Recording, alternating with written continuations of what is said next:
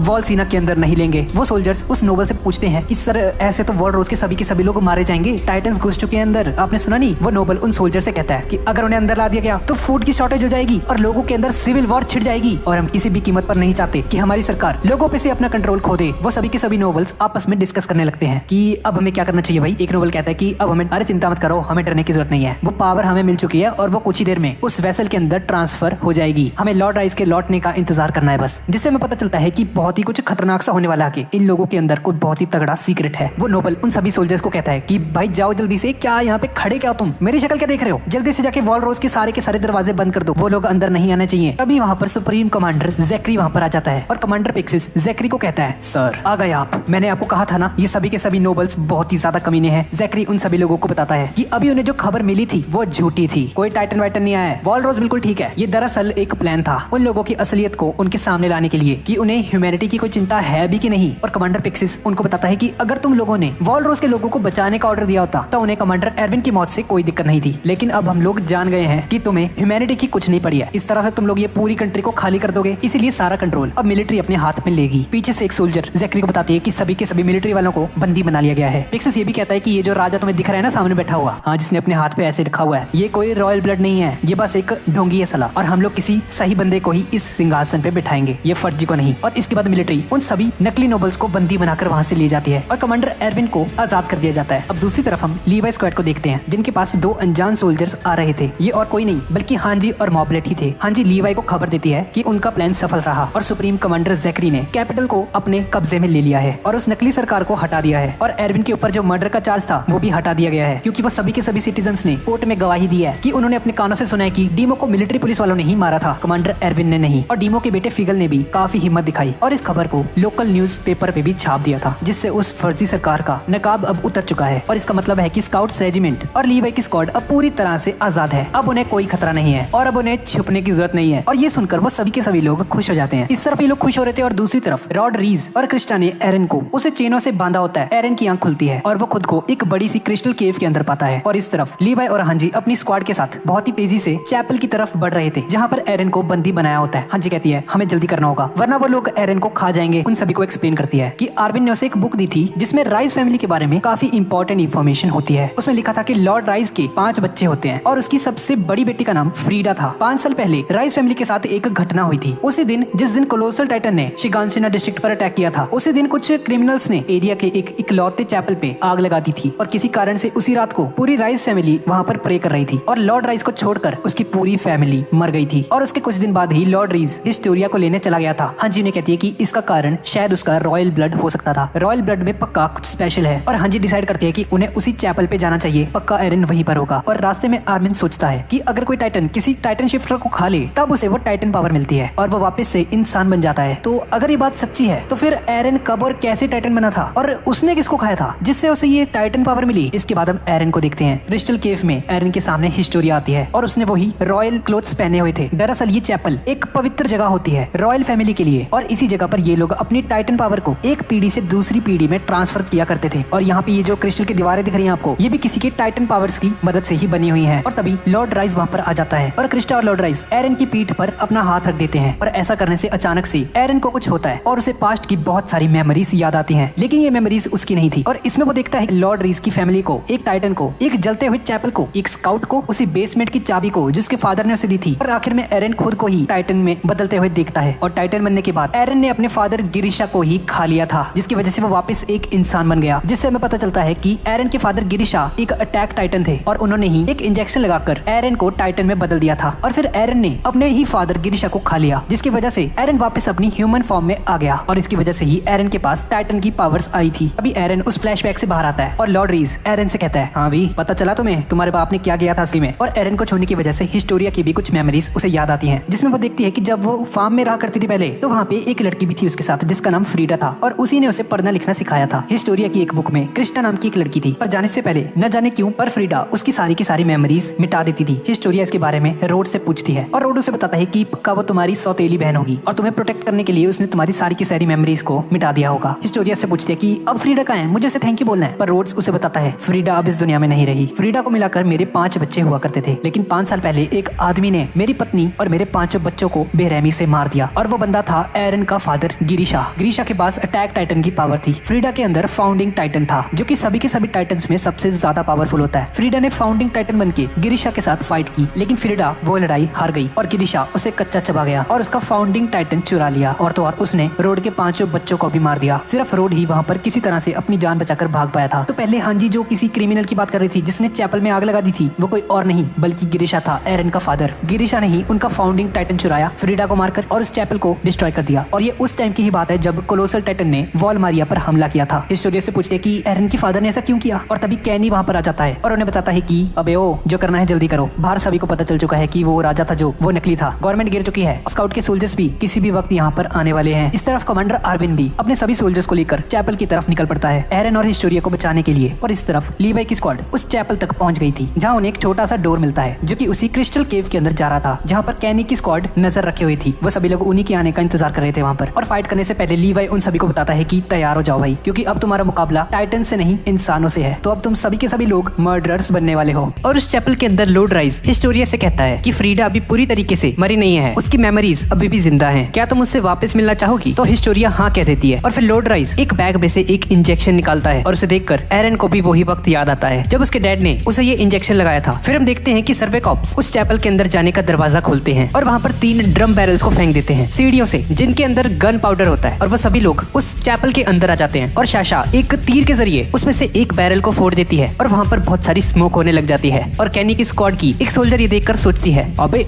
ये क्या भाई, इतना सारा स्मोक ये किसने किया? और तभी लीवाई आगे की तरफ बढ़ता है उन पर हमला करने के लिए। ऊपर खड़े उन सभी लोगों को कुछ भी दिखाई नहीं दे रहा होता और लीवाई उन सभी की काउंटिंग करता है कि वो कितने हैं और वो 35 दुश्मन होते हैं और सभी के सभी उन बड़े बड़े पिलर्स के पीछे छुपे हुए थे। और फिर उन सभी के बीच में बहुत ही खतरनाक लड़ाई होनी शुरू हो जाती है और देखते ही देखते वो सभी के सभी सर्वे कॉप्स कैनी स्क्वाड के मेंबर्स को मारने लगते हैं और लीवाई और मिकासा बहुत ही बुरे तरीके से मार रहे होते हैं। पर तभी कैनी वहाँ पर आ जाता है और लीवाई और कैनी के बीच में एक खतरनाक फाइट होनी शुरू हो जाती है और कैनी अचानक से लीवाई के पीछे आकर अटैक कर देता है और लीवाई को चाकू की मदद से एक कट मार देता है। फिर वो लीवाई पर गोलियां चलाना शुरू कर देता है और लीवाई पेट्रोलियम की एक थैली कैनी की तरफ फेंकता है और जैसे ही कैनी की गोली उस थैली पर लगती है वहाँ पर एक धमाका हो जाता है और लीवाई फिर उसी धमाके के बीच में से निकलकर कैनी के पास आता है और अपने ब्लेड से कैनी पर अटैक कर देता है और फिर कैनी वहाँ से भागने लगता है घायल होकर। फिर हम देखते हैं कि ये केविन हांजी पर अटैक करती है लेकिन हांजी उसकी दोनों की दोनों गोलियों से बच जाती है। लेकिन केविन हांजी पर ओडियम गियर के वायर से अटैक करके उसे बुरी तरह से इंजर्ड कर देती है और फिर केविन बचे हुए साथियों के साथ उसकी दूसरी डिफेंसिव पोजीशन पर चली जाती है। फिर हम देखते हैं कि केविन और बाकी सभी इंटीरियर पुलिस के मेंबर्स एक जगह पर आ जाते हैं और उस रास्ते पर जाली गिरा देते हैं एक बहुत बड़ी सी और अपनी अपनी पोजीशंस को ले लेते हैं। फिर हम देखते हैं कि लॉर्ड राइस को भी ये सारी की सारी आवाजें सुनाई देती हैं उनकी फाइट की और वह हिस्टोरिया को जल्दी करने के लिए कहता है। एरन बहुत ही ज्यादा घबराया होता है। एरन कुछ बोलने की कोशिश करता है लेकिन हिस्टोरिया उसे कहती है क्या हुआ भाई, तुम्हें टिक के नहीं बैठ सकते तुम एरन? लॉर्ड राइस कहता है कि अब जो पावर एरन के डैड ने चुराई थी वो सही जगह पर जाने वाली है, मतलब कि तुम्हारे अंदर हिस्टोरिया। और लॉर्ड राइस उन्हें बताता है कि ये जगह 100 साल पहले उनके पूर्वजों ने बनाई थी टाइटन पावर की मदद से, और ये तीनों की तीनों दीवारें वॉलसीना, वॉलरोज और वॉलमारिया टाइटन की पावर की हेल्प से ही बनी है। उस टाइटन ने सभी के सभी लोगों की मेमोरीज को मिटा दिया था, लेकिन सिर्फ फ्रीडा ही जानती थी। फ्रीडा के पास उस टाइटन पावर से कहीं ज्यादा पावर थी। उसे पता था हमारी पूरी की पूरी हिस्ट्री के बारे में। वो सिर्फ 15 साल की थी जब उसने ये सारी की सारी नॉलेज ले ली थी, मेरे छोटे भाई को खक्कर। और इस दौरान फ्रीडा ने फाउंडिंग टाइटन के साथ साथ इस दुनिया की सारी मेमोरीज भी ले ली थी। और हमारे इंसेस्टर्स पिछले 100 सालों से ऐसा ही करते आ रहे थे। पर एक दिन एरन के गिरिशा उस भूतनी वाले ने हमारी इस पावर को चुरा लिया। पर एक अच्छी बात ये थी कि ये फाउंडिंग टाइटन की जो पावर थी ना, वो सिर्फ हमारी ही फैमिली यूज कर सकती है, जिनके अंदर रॉयल ब्लड है। और एरन के अंदर वो पावर्स किसी भी काम की नहीं है, क्योंकि वो उन्हें कभी यूज ही नहीं कर पाएगा। और तभी कैनी वहाँ पर आता है और लॉर्ड राइस से बोलता है, अच्छा तो इसका मतलब है कि अगर कोई रॉयल फैमिली का मेंबर टाइटन बनकर एरन को खा जाता है तो वो फाउंडिंग टाइटन की पावर को इस्तेमाल कर पाएगा। लॉर्ड राइस उसे कहता है, हाँ तुमने सही कहा, यही तो प्लान है मेरा। और तभी कैनी गुस्सा हो जाता है और लॉर्ड राइस को उसके कॉलर से पकड़ लेता है, क्योंकि कैनी भी उस टाइटन पावर को चुराना चाहता था। और हिस्टोरिया कैनी से उसके डैड को छोड़ने के लिए कहती है। तो कैनी उससे कहता है, अरे ओ कैनी, ये तुम्हारा बाप है ना जो, ये तुम्हें मॉन्स्टर बनाकर एरन को खिलाना चाहता है। तो हिस्टोरिया कहती है, अच्छा तो अगर यही मेरी ड्यूटी है तो मैं ये करूंगी। मैं एरन को खाऊंगी और अपनी बहन फ्रीडा को वापस लाऊंगी। मैं दुनिया की पूरी नॉलेज को लूंगी और इन टाइटन्स का नामो निशान मिटा दूंगी। तो कैनी हिस्टोरिया से कहता है, ये लॉर्ड राइस तुमसे ये बस इसलिए करा रहा है ये सब क्योंकि ये खुद एक डरपोक है एक नंबर का, इसमें इतनी हिम्मत नहीं है करने की। और तो और इसने भाई और अपनी बेटी से ये सब करवाया था पहले भी। तो लॉर्ड राइस कहता है, ऐसा नहीं है हिस्टोरिया, मैं टाइटन में ट्रांसफॉर्म नहीं हो सकता, मेरे पास वो पावर्स ही नहीं है, इसलिए मैं ऐसा नहीं कर पा रहा हूँ। तो कैनी लॉर्ड राइस को छोड़ देता है और लॉर्ड राइस कैनी से कहता है, अच्छा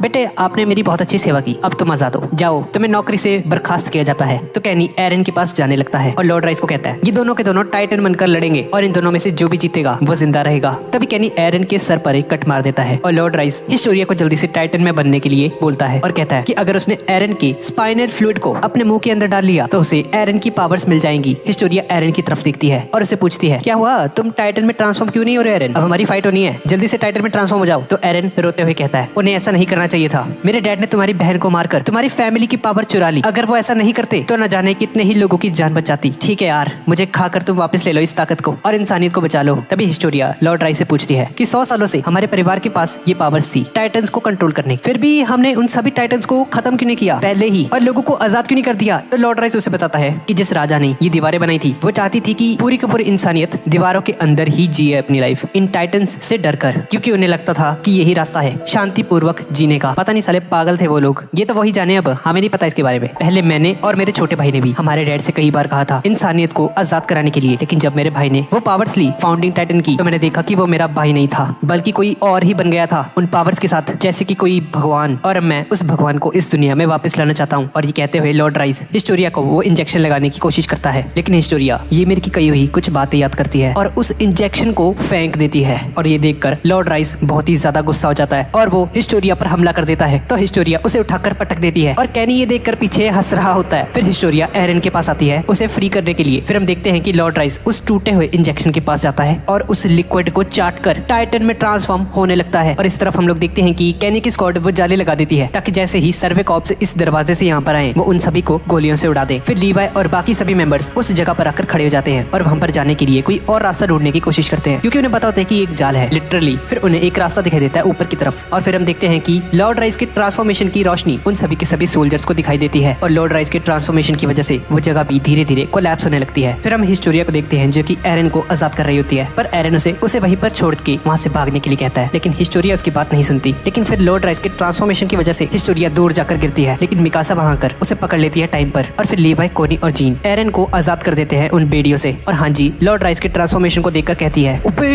ये तो कोलोसल टाइटन से भी बहुत बड़ा होगा भाई, जरा साइज देखो इसका। और एरन सोच रहा होता है कि अब वो क्या करे, अगर इस वक्त वो टाइटन में ट्रांसफॉर्म भी हुआ तो इससे वो उन क्रिस्टल के टुकड़ों के अंदर दब जाएगा। और एरन ये सब सोचकर डिसअपॉइंटमेंट में नीचे बैठ जाता है, क्योंकि वो उन सभी की लाइफ्स को सेव नहीं कर पाएगा। लेकिन तभी उसे एक बॉटल दिखती है जिसमें आर्मर लिखा होता है, जो कि हिस्टोरिया के बैग से गिर गई थी जब वो दूर गिर गई थी। फिर जीन, हांजी और कोनी उसे समझाते हैं कि वो अकेला नहीं है भाई, हम साथ हैं तेरे, तो चिंता मत कर, हम पहले भी ऐसे बहुत सारे सिचुएशन से निकल चुके हैं। बोल गए तुम एरन? और वह सभी लोग वहाँ से बाहर निकलने का कुछ सोचने लगते हैं। तो एरन कहता है, हम ऐसा नहीं कर पाएंगे। हिस्टोरिया से कहती है, एरन भाई कुछ तो हमें करना पड़ेगा ना, ऐसे तो हम मर जाएंगे यहीं पे। तभी लीवाई एरन से कहता है, एरन तुम्हें फैसला करना होगा। फिर एरन उस बॉटल को उठाता है जिस पर आर्मर लिखा हुआ था और भागते हुए लॉर्ड राइस की तरफ जाता है और सोचता है अपने मन में, मैं ये कर सकता हूँ। और एरन टाइटन में ट्रांसफॉर्म हो जाता है और अपनी हार्डनिंग एबिलिटी को यूज करके वहाँ पर पेड़ों की ब्रांचेस की तरह कुछ बनाने लगता है, जो कि एक चेन रिएक्शन सा क्रिएट करते हैं और कैनी की स्क्वाड उन क्रिस्टल्स के टुकड़ों के नीचे दबने लगती है। और तभी हम आर्मिन और मॉबलेट पायलट को देखते हैं जो कि हांजी को लेकर उस चैपल के बाहर निकल जाते हैं और उनके बाहर निकलने के बाद ही वो चैपल और उसके आसपास की जमीन पूरी तरह से तबाह हो जाती है। और फिर वो देखते हैं एक बड़े से टाइटन को जो कि और कोई नहीं बल्कि लॉर्ड राइस ही होता है और वो रेंगते हुए सीधा वॉल रोज की तरफ ही जा रहा होता है। एरविन और उसकी स्क्वाड भी लॉर्ड राइस को देख लेती है उस टाइटन की फॉर्म में। अबे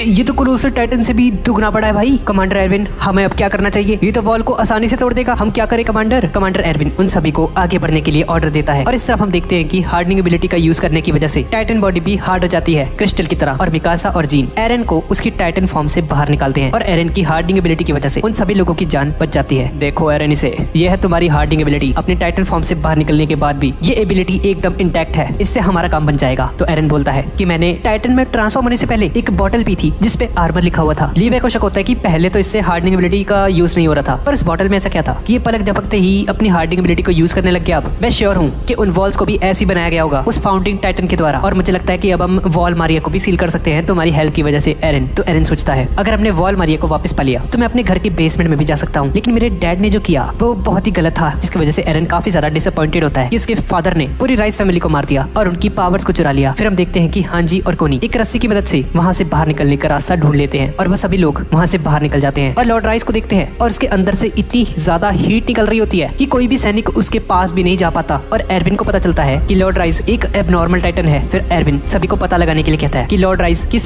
शहर की तरफ जा रहा है ताकि वो उसके रोकने के लिए कोई प्लान वगैरह बना सके। फिर एक सोल्जर एरविन को बताता है सर मैंने अभी भी लीवी स्क्वाड को देखा, वो यहाँ से पास में ही है और उन्होंने एरन और हिस्टोरिया को सेव कर लिया है। फिर एरविन भाग कर जाता है लीवी स्क्वाड के पास और उसे पता चलता है कि वो टाइटन लॉर्ड राइस है। एरविन उन सभी को डिस्ट्रिक्ट वापस लौटने के लिए कहता है। तभी लीवी उसे कहता है कि क्या भाई कमांडर एरविन, हम इस टाइटन को ऐसे ही आगे बढ़ते रहने दे, ये सब कुछ तबाह कर देगा अभी थोड़ी देर में ही। फिर वो सभी लोग वॉल के अंदर बढ़ने लगते हैं। तो एरन बोलता है अरे यार अभी भी कुछ नहीं बिगड़ा है, अगर लॉर्ड राइस ने मुझे खा लिया तो वो फिर से ह्यूमन बन जाएंगे और मेरी फाउंडिंग टाइटन की ताकत उनके पास चली जाएगी जिसका यूज करके वो सभी टाइटन्स को हरा सकता है। तभी लीवी से कहता है यार पहले तो हमें ना इस लॉर्ड राइस का ब्रेन वॉश करना होगा और उसे इंसानियत का सही रास्ता दिखाना होगा। तो क्या अगर हमने ऐसा कर दिया तो एरन तुम तैयार हो उसका खाना बनने के लिए? तो हिस्टोरिया कहती है लेकिन ये प्लान काम नहीं करेगा क्योंकि अगर लॉर्ड राइस ने फाउंडिंग टाइटन की पावर हासिल कर ली तो पहले राजा की सोच उस पर हावी हो जाएगी और वो सभी इंसानों की यादों को मिटा देगा। जिस राजा ने उन फॉल्स को बनाया था वो बहुत ही ज्यादा पावरफुल है और वो एक सेकंड में लॉर्ड राइस को ओवर पावर्ड करके उसकी बॉडी पर कब्जा कर लेगा और सभी की मेमोरीज को फिर से खत्म कर देगा। And we are back to square one और हमें फिर से उन टाइटन से बच बच के रहना पड़ेगा क्योंकि उसे तो यही लगता था ना कि उसने सही किया बिल्कुल, ये दीवारें खड़ी करके यही तरीका था उसके लिए तो इंसानियत को बचाने के लिए और शांतिपूर्वक जीने के लिए। और एरन तुम्हारे डैड बिल्कुल भी बुरे नहीं थे, उन्होंने ये इसीलिए किया था क्योंकि वो उन सभी को राजा की सोच से बचाना चाहते थे और राइस फैमिली को मारने के अलावा उनके पास कोई और चारा नहीं था। और मिकासा कहती है हाँ तुम सही कह रही हो हिस्टोरिया। फिर वो सभी डिसाइड करते हैं कि वो लोग लॉर्ड राइस को मार देंगे और हिस्टोरिया एरन से सॉरी मांगती है क्योंकि वो पहले एरन को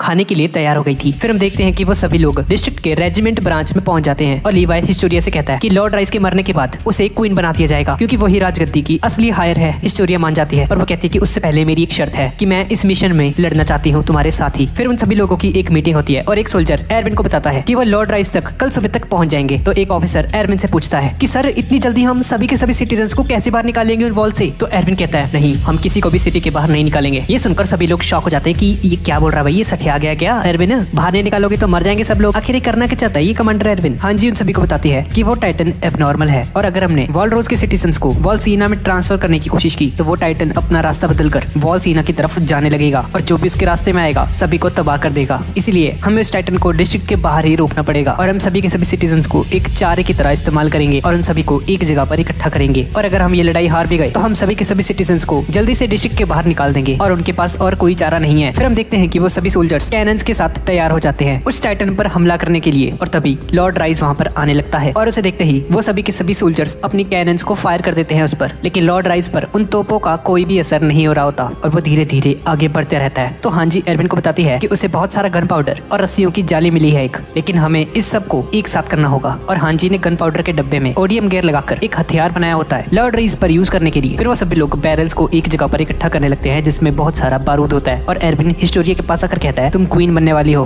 और यहाँ पर लड़ना तुम्हारे लिए खतरनाक होगा हिस्टोरिया। और दूसरी तरफ एरन सोच रहा होता है कि मुझे लगा था कि हिस्टोरिया सबसे ज्यादा वीक है हम सब में से, लेकिन ये तो सबसे ज्यादा स्ट्रॉन्गेस्ट निकली यार। सबसे बड़ा नूब तो मैं ही हूँ यहाँ पे, मेरी वजह से इतने सारे लोगों ने अपनी जान गंवाई है। मैं टाइटन से सबसे ज्यादा नफरत करता था लेकिन भाई मैं तो खुद ही एक टाइटन हूँ। और एरन खुद को मुक्के मारने लगता है। फिर हम देखते हैं कि लॉर्ड रीज दीवार के बहुत ही ज्यादा करीब आ जाता है और सभी सैनिक उसकी गर्दन पर निशाना लगाने की कोशिश कर रहे होते हैं उन कैनन की हेल्प से। और फिर लॉर्ड राइस उस दीवार पर आ जाता है और उस दीवार को पकड़कर खड़ा हो जाता है। पर तभी उस टाइटन के वहाँ पर आने की वजह से उसमें से बहुत ही गर्म भाप निकलने लगती है, पर फिर भी वो लोग वहाँ से हटते नहीं है और अभी भी उस पर फायर कर रहे होते हैं। और वो टाइटन वॉल का सहारा लेकर खड़ा होना शुरू हो जाता है, जिससे वॉल पर भी असर होता है और वो टूटने लगती है। ये टाइटन वॉल से भी दुगना बड़ा था और ये काफी ज्यादा डिस्कस्टिंग लग रहा था। सर देखो तो सही से, क्या है ये? उसका मुंह और उसका पेट पूरी तरह से घिस चुका था क्योंकि वो घसीटते घसीटते वहाँ पर आ रहा था और इसकी वजह से उसके इंटरनल ऑर्गन्स भी बाहर निकलने लगते हैं, जिसकी वजह से कुछ सोल्जर्स मर जाते हैं उस वॉल पर। सभी के सभी लोग इस टाइटन को देखकर पैनिक करके वहाँ से भागने लगते हैं और तभी एरन भी अपने हाथ को काटकर टाइटन में ट्रांसफॉर्म हो जाता है और आर्विन के स्मोक गिरने पर उस गन पाउडर वाले कार्ट को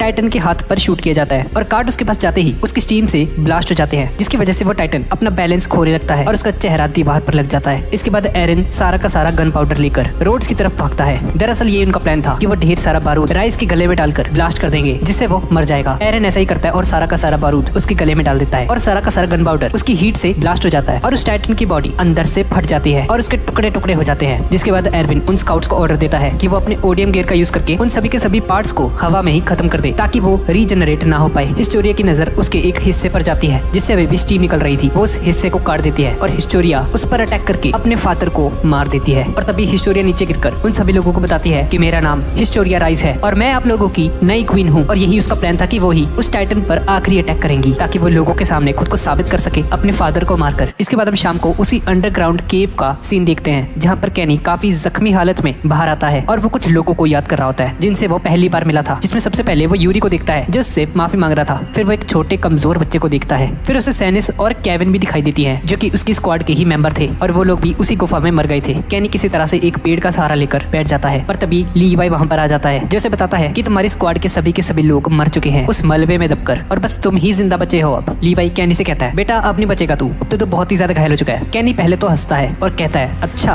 तुम्हें ऐसा लगता है। और तभी कैनी एक टाइटन इंजेक्शन को निकालता है जैसा कि हमने पहले देखा था। ये देखकर लीवाई शॉक्ड रह जाता है। इसके बाद हम कई साल पहले का एक फ्लैशबैक देखते हैं जिसमें कैनी अभी यंग था और वहाँ वो किंग यूरी से मिलता है जिसने उसे अपने हाथों में पकड़ा हुआ था। वहाँ यूरी के साथ उसका भाई लॉर्ड राइस भी था जो कैनी को अपनी गन से शूट करने के लिए रेडी था और यूरी उसे रोक लेता है और उसे छोड़ने के लिए कहता है और तभी अचानक से ही यूरी कैनी को छोड़ देता है जिससे रोड को काफी गुस्सा आता है कि भाई क्या क्यों छोड़ रहा है इसे। यूरी अपनी टाइटन फॉर्म से निकलकर कैनी के पास आता है और अब जैसे ही कैनी उस पर एक गन से हमला करने वाला होता है तो यूरी अपना सर झुकाकर कैनी के सामने बैठ जाता है। यूरी कहता है कि मैं जानता हूँ एक्करमैन्स पर काफी ज्यादा अत्याचार किए गए हैं और तुम्हारी नफरत भी जायज है और मैं तुमसे इसी बात की माफी मांगता हूँ, प्लीज मुझे माफ कर देना। कैनी ये देखकर हैरान रह जाता है। अब ऊरी कैनी को अपनी काउंसिल में शामिल कर लेता है और इसके बाद लोगों ने एक्करमैन फैमिली को सताना बंद कर दिया। फिर कैनी कोचल से मिलने जाता है और वो देखता है कि उसकी हालत बहुत ही ज्यादा खराब होती है। कैनी उससे बात करने की कोशिश करता है लेकिन एक बच्चा बोलता है कि वो मर चुकी है। कैनी उस लड़के से उसका नाम पूछता है और हमें पता चलता है कि ये बच्चा लीवाई है। कैनी कहता है तुमने सही किया कुचल, अपना सरनेम ना बताकर। फिर हम देखते हैं कि यूरी बहुत सारे लोगों के साथ पूजा कर रहा होता है। अब ऊरी कैनी को बताता है कि उसके पास कुछ ही वक्त बचा है और मेरी पावर लॉर्ड राइस के बच्चों को दे दी जाएगी बहुत ही जल्द, फिर मैं उनकी यादों में जिंदा रह पाऊंगा हमेशा के। कैनी को कुछ समझ नहीं आता कि ये बोल क्या रहा है भाई। फिर हम देखते हैं कि ऊरी फ्रीडा को खा लेती है और कैनी फ्रीडा की आंखों में फाउंडिंग टाइटन की पावर दिखता है और उसे उसके अंदर ऊरी की झलक दिखती है और कैनी सोचता है कि अगर कोई किसी तरीके से इस पावर को हासिल कर ले, ऊरी हमेशा मेरे अंदर जिंदा रहेगा। अगर मैंने उस पावर को हासिल कर लिया तो क्या मैं भी उसी की तरह फील करने लग जाऊंगा और स्ट्रांग बन जाऊंगा काफी ज्यादा। और तभी कैनी उस फ्लैशबैक से बाहर आता है। कैनी उसे बताता है कि उसने लॉर्ड रीस के बैग में से एक इंजेक्शन चुरा लिया था और अगर उसने ये लगा लिया तो वो भी एक टाइटन में बदल जाएगा। फिर लेवाई से कहता है कि तुम्हें जो कुछ भी पता है पहले राजा के बारे में मुझे बताओ, क्यों नहीं चाहता था कि इंसानियत जिंदा रहे, इन 3 वॉल्स के अंदर क्यों कैद करके रखा हमें। और कैनी को ये भी पता चलता है कि लीवाई उसकी मॉम का भाई है और ये जो लड़की हमने देखी थी पहले ये कैनी की मॉम थी और वो जो छोटा लड़का था वो उसकी मॉम का भाई था। और कैनी लीवाई को वो इंजेक्शन दे देता है और मर जाता है। इस तरफ हम देखते हैं कि सुप्रीम कमांडर ज़ेक्री सभी के सामने हिस्टोरिया को क्वीन का ताज पहना देता है और सभी लोग काफी ज्यादा खुश हो जाते हैं और वो सभी लोग हिस्टोरिया को चीयर अप कर रहे होते हैं। फिर हम देखते हैं कि क्वीन बनने के बाद हिस्टोरिया लीवाई को एक मुक्का मारती है और कहती है कि अगर दम है तो मुझ पर अटैक करो अब लीवाई, अब तो मैं क्वीन बन गई हूँ। और लीवाई हिस्टोरिया का मुक्का खाने के बाद जिंदगी में पहली बार हंस देता है और उन सभी को थैंक यू बोलता है उसका साथ देने के लिए। अब दूसरी तरफ हम देखते हैं कि राइनर काफी बुरे तरीके से घायल पड़ा होता है और ब्रेथोल्ड उसे उसकी टाइटन फॉर्म से बाहर निकालता है और राइनर की ये हालत की होती है बीस्ट टाइटन ने और वो कहता है कि वो एनी को बाद में बचाएंगे, सबसे पहले वो उस फाउंडिंग टाइटन को हासिल करेंगे। और तभी उसमें से जीक निकलता है और इस तरफ वॉल रोज के अंदर हमें पता चलता है एरन की हार्डिंग एबिलिटी की हेल्प से टाइटन्स को मारने के लिए एक खतरनाक सा वेपन बनाया जाता है जिसमें एक सैनिक एक टाइटन को अपनी तरफ बुलाता है और जैसे ही वो टाइटन एक पोजीशन पर आ जाता है ऊपर से एक बड़ी सी लकड़ी गिरती है और उस टाइटन की गर्दन को तोड़कर उसे मार देती है और इस वेपन की मदद से किसी भी सैनिक को अपनी जान दांव पर नहीं लगानी पड़ेगी अब। और एरन के हार्डनिंग एबिलिटी को ज्यादा यूज करने की वजह से उसकी हालत खराब होने लगती है, लेकिन वो हांजी को जल्दी जल्दी ऐसे ही बहुत सारे वेपन्स बनाने के लिए बोलता है ताकि फिर वो शिगानशिना डिस्ट्रिक्ट जा सके। एरन के बेसमेंट का राज जानने के लिए थोड़ी देर बाद रात हो जाती है और वो सभी लोग खाना खा रहे होते हैं। और तभी एरन उन सबको बताता है कि जब लॉर्ड रीज ने उसे हाथ लगाया था उसकी पीठ पर, तो उसे वहाँ पर एक सोल्जर की मेमोरी दिखाई दी थी। मुझे लगता है कि शायद इस बंदे का कुछ कनेक्शन है इन सब से। जब वॉल मारिया टूट गई थी तो वो मेरे डैड के साथ ही था मेरी मेमोरीज में, तो शायद उससे हमें कुछ पता चल सकता है। और यार पता नहीं क्यों मुझे वो देखा देखा लग रहा है बंदा बहुत। शाशा उसे कहती है भाई ये काम कर एरन, अपना ना सर दीवार पे मार के देख एक बार, शायद तुझे याद आ जाएगा। और तभी एरन को याद आता है कि वो इंसान कोई और नहीं बल्कि कीथ होता है, जिसे हमने सीजन 1 में देखा था। और तभी वो सभी लोग कीथ के पास आते हैं और वो सभी लोग एक रूम में बैठकर बात करते हैं। फिर कीथ उन सभी को बताता है कि मुझे एरन के डैड के बारे में ज्यादा कुछ तो नहीं पता, पर हाँ 20 साल पहले शिगानशिना डिस्ट्रिक्ट के गेट के बाहर मुझे गिरिशा येकर मिला था। मुझे ये नहीं पता कि वो सच बोल रहा था या झूठ, लेकिन उसे याद नहीं था कि वो वॉल्स के बाहर क्या कर रहा था वहाँ पे। वो अपनी सारी की सारी मेमोरीज भूल चुका था, सिवाय इसके कि उसका नाम गिरिशा येकर है। गिरिशा उसे कहता है कि मुझे बस 2 चीजें याद है, एक तो मैं एक डॉक्टर था और दूसरा मेरा नाम गिरिशा है। उसे वॉल्स के बारे में कुछ नहीं पता था। और इसके बाद गिरिशा और कार्ला नाम की लड़की ने शादी कर ली और मुझे सर्वे कॉर्प्स का कमांडर बना दिया गया। पर एक दिन वॉल मारिया टूट गई और जब गिरिशा ने उसकी मॉम के बारे में पूछा उससे, तो एरन ने बताया कि उसकी मॉम को टाइटन ने खा लिया है। फिर गिरिशा ने एरन को कहा बेटा तो मैं अपनी मॉम का बदला लेना होगा, और वो एरन को लेकर जंगलों में जाने लगा था। फिर मैंने उसे कहा भाई अपने बेटे की जान को क्यों दांव पर लगा रहे हो तुम। गिरिशा से कहता है चुप, ये तेरी तरह घोंचू नहीं है, मुझे एरन पर पूरा विश्वास है और तुम दूर रहो हमारे फैमिली मैटर से। फिर वो एरन के साथ जंगल में चला गया और उसे दूर से एक बिजली दिखाई दी, और जब उसने वहाँ पर जाकर देखा तो उसे वहाँ पर एरन मिला और वो बेहोश था। और वो उसे उठाकर फिर से शेल्टर में ले आया। इसी के साथ वो फ्लैशबैक से बाहर आता है और कहता है कि बस भाई मुझे तो इतना ही मालूम है यार। अब इसके बाद लीवाई उस इंजेक्शन को सभी को दिखाता है जो उसे कैनी ने दिया था, और कमांडर जैकरी इससे पूछता है तो मैं पता चला क्या इस इंजेक्शन में क्या है। हाँ जी कहती है सर हमारी जो टेक्नोलॉजी है उसकी हेल्प से हम इसके बारे में कुछ ज्यादा पता नहीं लगा पाए, पर हमें इतना पता चला है कि ये किसी इंसान का लिक्विड फ्लूइड है और अगर हमने इसे बाहर निकाला तो ये भाप बनकर उड़ जाएगा 1 सेकंड के अंदर, तो हम इसके बारे में कुछ भी पता नहीं कर सकते। ये काफी हाई टेक्नोलॉजी की हेल्प से बनाया गया है। और कमांडर एरविन लीवाई को उस इंजेक्शन को संभाल के रखने के लिए कहता है ताकि इन फ्यूचर वो इसे यूज कर पाए। और इसके बाद आ गया नियो ही बिल्लो टाइम, जब वो सभी के सभी सोल्जर्स वॉल मारिया को हासिल करने के लिए मिशन पर निकलेंगे। और वो सभी लोग जब दीवार पर होते हैं तो बहुत सारे लोग सर्वे कॉर्प्स को चीयर कर रहे होते हैं और कहते हैं आपको वॉल मारिया को हमारे लिए हासिल करना होगा, कमांडर एरविन आपके साथ ये सब कुछ, बिग फैन। और ऐसा पहली बार होता है जब वॉल के लोगों ने किसी मिशन पर जाने के लिए इतना चीयर किया होता है सभी सोल्जर्स को। फिर सभी सोल्जर्स वॉल मारिया को वापस पाने के लिए मिशन पर निकल जाते हैं। और फिर हम देखते हैं राइनर और ब्रेथहोल्ड को जो कि वॉल मारिया की दीवार पर होते हैं और उन्हीं के आने का इंतजार कर रहे होते हैं। अब वो सभी के सभी सोल्जर्स वॉल मारिया की तरफ बढ़ने लगते हैं और वॉल मारिया की तरफ पहुंचते पहुंचते रात हो जाती है और वो सभी के सभी सोल्जर्स जंगल में होते हैं। तब उनके सामने एक टाइटन आ जाता है। पर हांजी नोटिस करती है कि वो एकदम खड़ा था वहाँ पे बस बुत बन के, वो टाइटन हिल नहीं रहा था। तो हांजी कहती है कि भाई चुपचाप यहाँ से निकल लो, कोई शोर मत मचाना, ये टाइटन रात को एक्टिव नहीं होता। अब थोड़ी देर तक चलते चलते वो लोग पूरे 5 साल बाद अपने गाँव शिगानशिना को देखते हैं और वो लोग अपने घोड़ों पर तेजी से वहाँ पर बढ़ने लगते हैं आगे। एरविन उन सभी को चौकन्ना रहने के लिए कहता है क्योंकि वहाँ पर टाइटन्स भी हो सकते थे, और उन सभी को ओडियम केयर में शिफ्ट होने का ऑर्डर देता है घोड़े छोड़कर। और उसका प्लान ये होता है कि वो सबसे पहले शिगानशिना के बाहरी गेट को सील करेंगे और फिर अंदर वाले गेट को, और फिर जो भी टाइटन्स उस शिगानशिना के अंदर हैं वो उन सभी को मार देंगे। फिर एरन अपने घोड़े को छोड़कर दीवार पर चढ़ने के लिए अपना ओडियम गियर में शिफ्ट हो जाता है। पर वो सभी लोग नोटिस करते हैं कि उन्हें अभी तक एक भी टाइटन नहीं नजर आता वहाँ पे, वो जगह एकदम शांत थी, ऐसा कैसे हो सकता है। और फिर हांजी ग्रीन स्मोक सिग्नल फायर कर देती है और उसे देखकर और भी सैनिक ऐसा ही करते हैं। और फिर एरन अपनी टाइटन फॉर्म में ट्रांसफॉर्म हो जाता है और बाहर वाले गेट को अपनी हार्डिंग एबिलिटी का यूज करके सील कर देता है और मिकासा उसे उठाकर दीवार के ऊपर ले जाती है और हांजी सभी को चौकन्ना रहने के लिए कहती है। फिर वह सभी दूसरे गेट की तरफ बढ़ने लगते हैं और एरन सोचता है कि मैंने गेट को सील कर दिया। लीवाई से कहता है कि अभी रिलैक्स मत करो, जब तक हम ब्रेथहोल्ड राइनर उन सभी को नहीं मार देते वॉल मारिया को वापस पाने का मिशन खत्म नहीं होगा, अभी बहुत काम पड़ा है। तभी एरविन के साथ खड़ा एक सैनिक कहता है कुछ तो गड़बड़ है यार,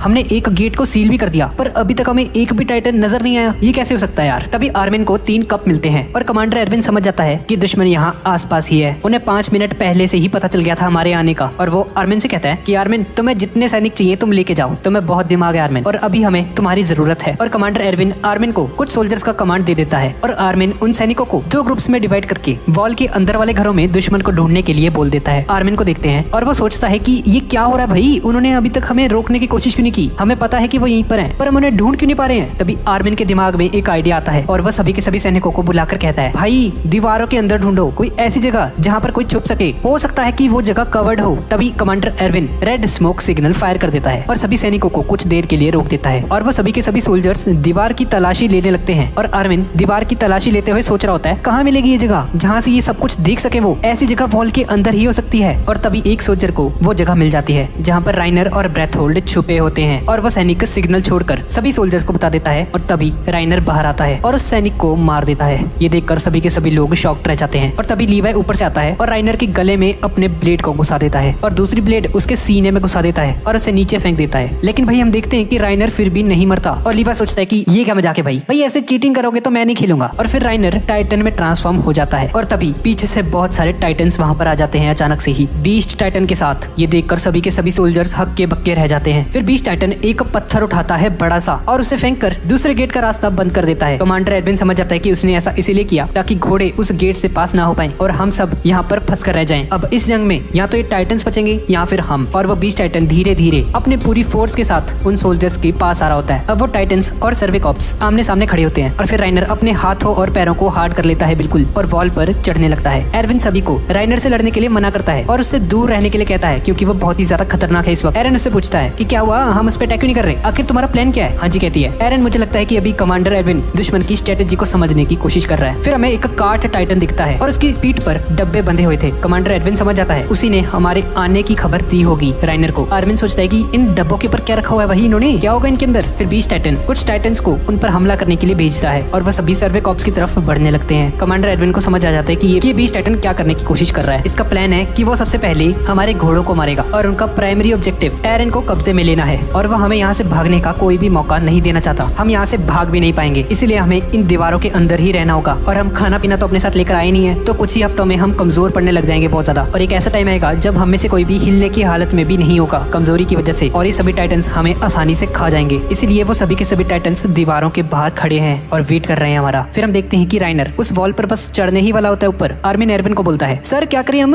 राइनर ऊपर आने वाला है बस, और वो ब्रेथ होल्ड भी आसपास ही होगा। कमांडर एरविन को लगता है कि उनके घोड़ों को मार देंगे मिलकर, इसलिए एरविन एक स्क्वाड को घोड़ों को बचाने के लिए भेजता है और लीवाई और हांजी स्क्वाड को राइनर से लड़ने का ऑर्डर देता है और कहता है कि थंडर स्पीयर्स को यूज करो और इस राइनर को मार गिराओ, शिद्दत से करना, एक ही चांस है तुम्हारे पास, इंसानियत अब तुम्हारे हाथ में है, अपनी पूरी जान लगा दो इसमें। और फिर हम देखते हैं कि हांजी और लीवाई की स्क्वाड उस राइनर पर हमला करने के लिए नीचे कूद जाती है, लेकिन एरविन लीवाई और आर्मिन को वहीं पर रोक लेता है और लीवाई से कहता है कि तुम यहीं पर रुकोगे और हमारे घोड़ों को बचाओगे लीवाई, और जैसे ही तुम्हें मौका मिले उस बीस्ट टाइटन को भी मार देना। और लीवाई अपने काम पर निकल जाता है और एरविन आर्मिन से कहता है कि हमें दो जगह पर लड़ना है, मैं एक जगह पर तो संभाल लूंगा पर दूसरी जगह पर तुम्हें और हांजी को संभालना पड़ेगा यार सब कुछ। फिर राइनर वॉल पर चढ़ जाता है और सभी घोड़ों की लोकेशन देख लेता है। फिर हम देखते हैं कि एरन टाइटन में ट्रांसफॉर्म हो जाता है, राइनर उसे देख लेता है। फिर एरन उस गेट की तरफ भागने लगता है जिसे उसने सील किया था अभी, और राइनर सोचता है कि क्या ये शिगांशिना के भारी गेट से कूदकर और टाइटन से बचकर रोज डिस्ट्रिक्ट के अंदर भागना चाहता है वापस और पीछे से जाकर उन सभी के सभी टाइटन्स को मार देगा। ऐसे तो हम हार जाएंगे, हम उसे वापस नहीं जाने दे सकते, मुझे उसे रोकना पड़ेगा। और अगर उसने वो कोऑर्डिनेट पावर को यूज करना सीख लिया होगा अभी तक तो हम उसका कुछ नहीं बिगाड़ पाएंगे और जो भी ये टाइटन्स हम लेकर आए थे वो हम पर ही हमला कर देंगे। पर राइनर समझ जाता है कि ये लोग उसका ध्यान भटकाने की कोशिश कर रहे हैं, बस कि राइनर एरन के पीछे जाए और उसका ध्यान घोड़ों पर से हट जाए। और फिर राइनर वॉल से नीचे उतर जाता है। फिर हम देखते हैं कि राइनर और एरन आमने सामने आ जाते हैं और राइनर उन घोड़ों पर हमला नहीं करता। अब एरन अपने हाथ को हार्ड कर लेता है और राइनर उस पर अटैक करने की कोशिश करता है, लेकिन एरन उसके सभी के सभी अटैक से बच जाता है और राइनर के मुंह पर एक जोरदार मुक्का मारते हुए सोचता है क्या तुम्हें पता है हम अभी कहाँ पर खड़े हैं, ये जगह मेरा घर थी। और राइनर दूर जाकर गिरता है। एरन काफी ज्यादा गुस्से में होता है, ये मेरा घर था और मैं इसे वापस लेकर ही रहूंगा, सुना तुमने, और जो भी मेरे रास्ते में आएगा मैं सबको मार दूंगा। और फिर हम देखते हैं कि मार्लो कुछ घोड़ों को बचाकर दूर ले जा रहा होता है और बाकी के सर्वे कॉप्स उन्हें टाइटन से बचा रहे होते हैं। एरन राइनर की धुलाई कर रहा होता है, लेकिन तभी राइनर एरन का पैर पकड़ लेता है और उसे उठाकर एक घर पर पटक देता है और फिर एक जोरदार मुक्का मारता है उस पर, जिससे आसपास की जमीन भी फट जाती है। लेकिन हम देखते हैं कि एरन उस मुक्के से बच जाता है और राइनर के हाथ को पकड़ लेता है और हमें सर्वे कॉप्स के नए हथियार थंडर स्पेस के बारे में पता चलता है, जो कि स्पेशली उस आर्मर टाइटन से निपटने के लिए बनाया गया होता है। और राइनर को समझ आ जाता है कि वो अकेले उससे नहीं लड़ पाएगा, तो वो प्लान बी स्टार्ट करने का सोचता है अब। लेकिन हांजी और बाकी सर्वे कॉप्स को उसके पास आता देखकर वो रुक जाता है और सोचता है कि वो मेरा कुछ नहीं बिगाड़ सकते, मेरी पूरी की पूरी बॉडी पर आर्मर है, इनकी ब्लेड से मुझे कोई फर्क नहीं पड़ेगा। और तभी मिकासा और हांजी उसकी आंखों में थंडर स्पीयर्स घुसा देती हैं और उसकी आंखों को फोड़ देती हैं। फिर कोनी शाशा जीन राइनर के पीछे कुछ और थंडर स्पीयर्स को मारते हैं और राइनर की गर्दन की आर्मर को तबाह कर देते हैं। और हांजी उन सभी को एक और बार थंडर स्पीयर चलाने कहती है ताकि वो राइनर को खत्म कर सके। और फिर वो सभी राइनर पर हमला कर देते हैं एक और बार, और वहाँ पर एक बहुत ही बड़ा धमाका होता है और राइनर जोर से चिल्लाता है। अब इसके बाद हम एक फ्लैशबैक देखते हैं। ये उस टाइम का फ्लैशबैक था जब एरन टाइटन में ट्रांसफॉर्म होकर एक बड़े बोल्डर को लेकर उस दीवार के होल को सील करने जा रहा होता है। राइनर और ब्रेथहोल्ड उसे दूर से देख रहे होते हैं। ब्रेथहोल्ड बोलता है अबे पागल हो गए ये लोग, जो इतने बड़े छेद को उस पत्थर से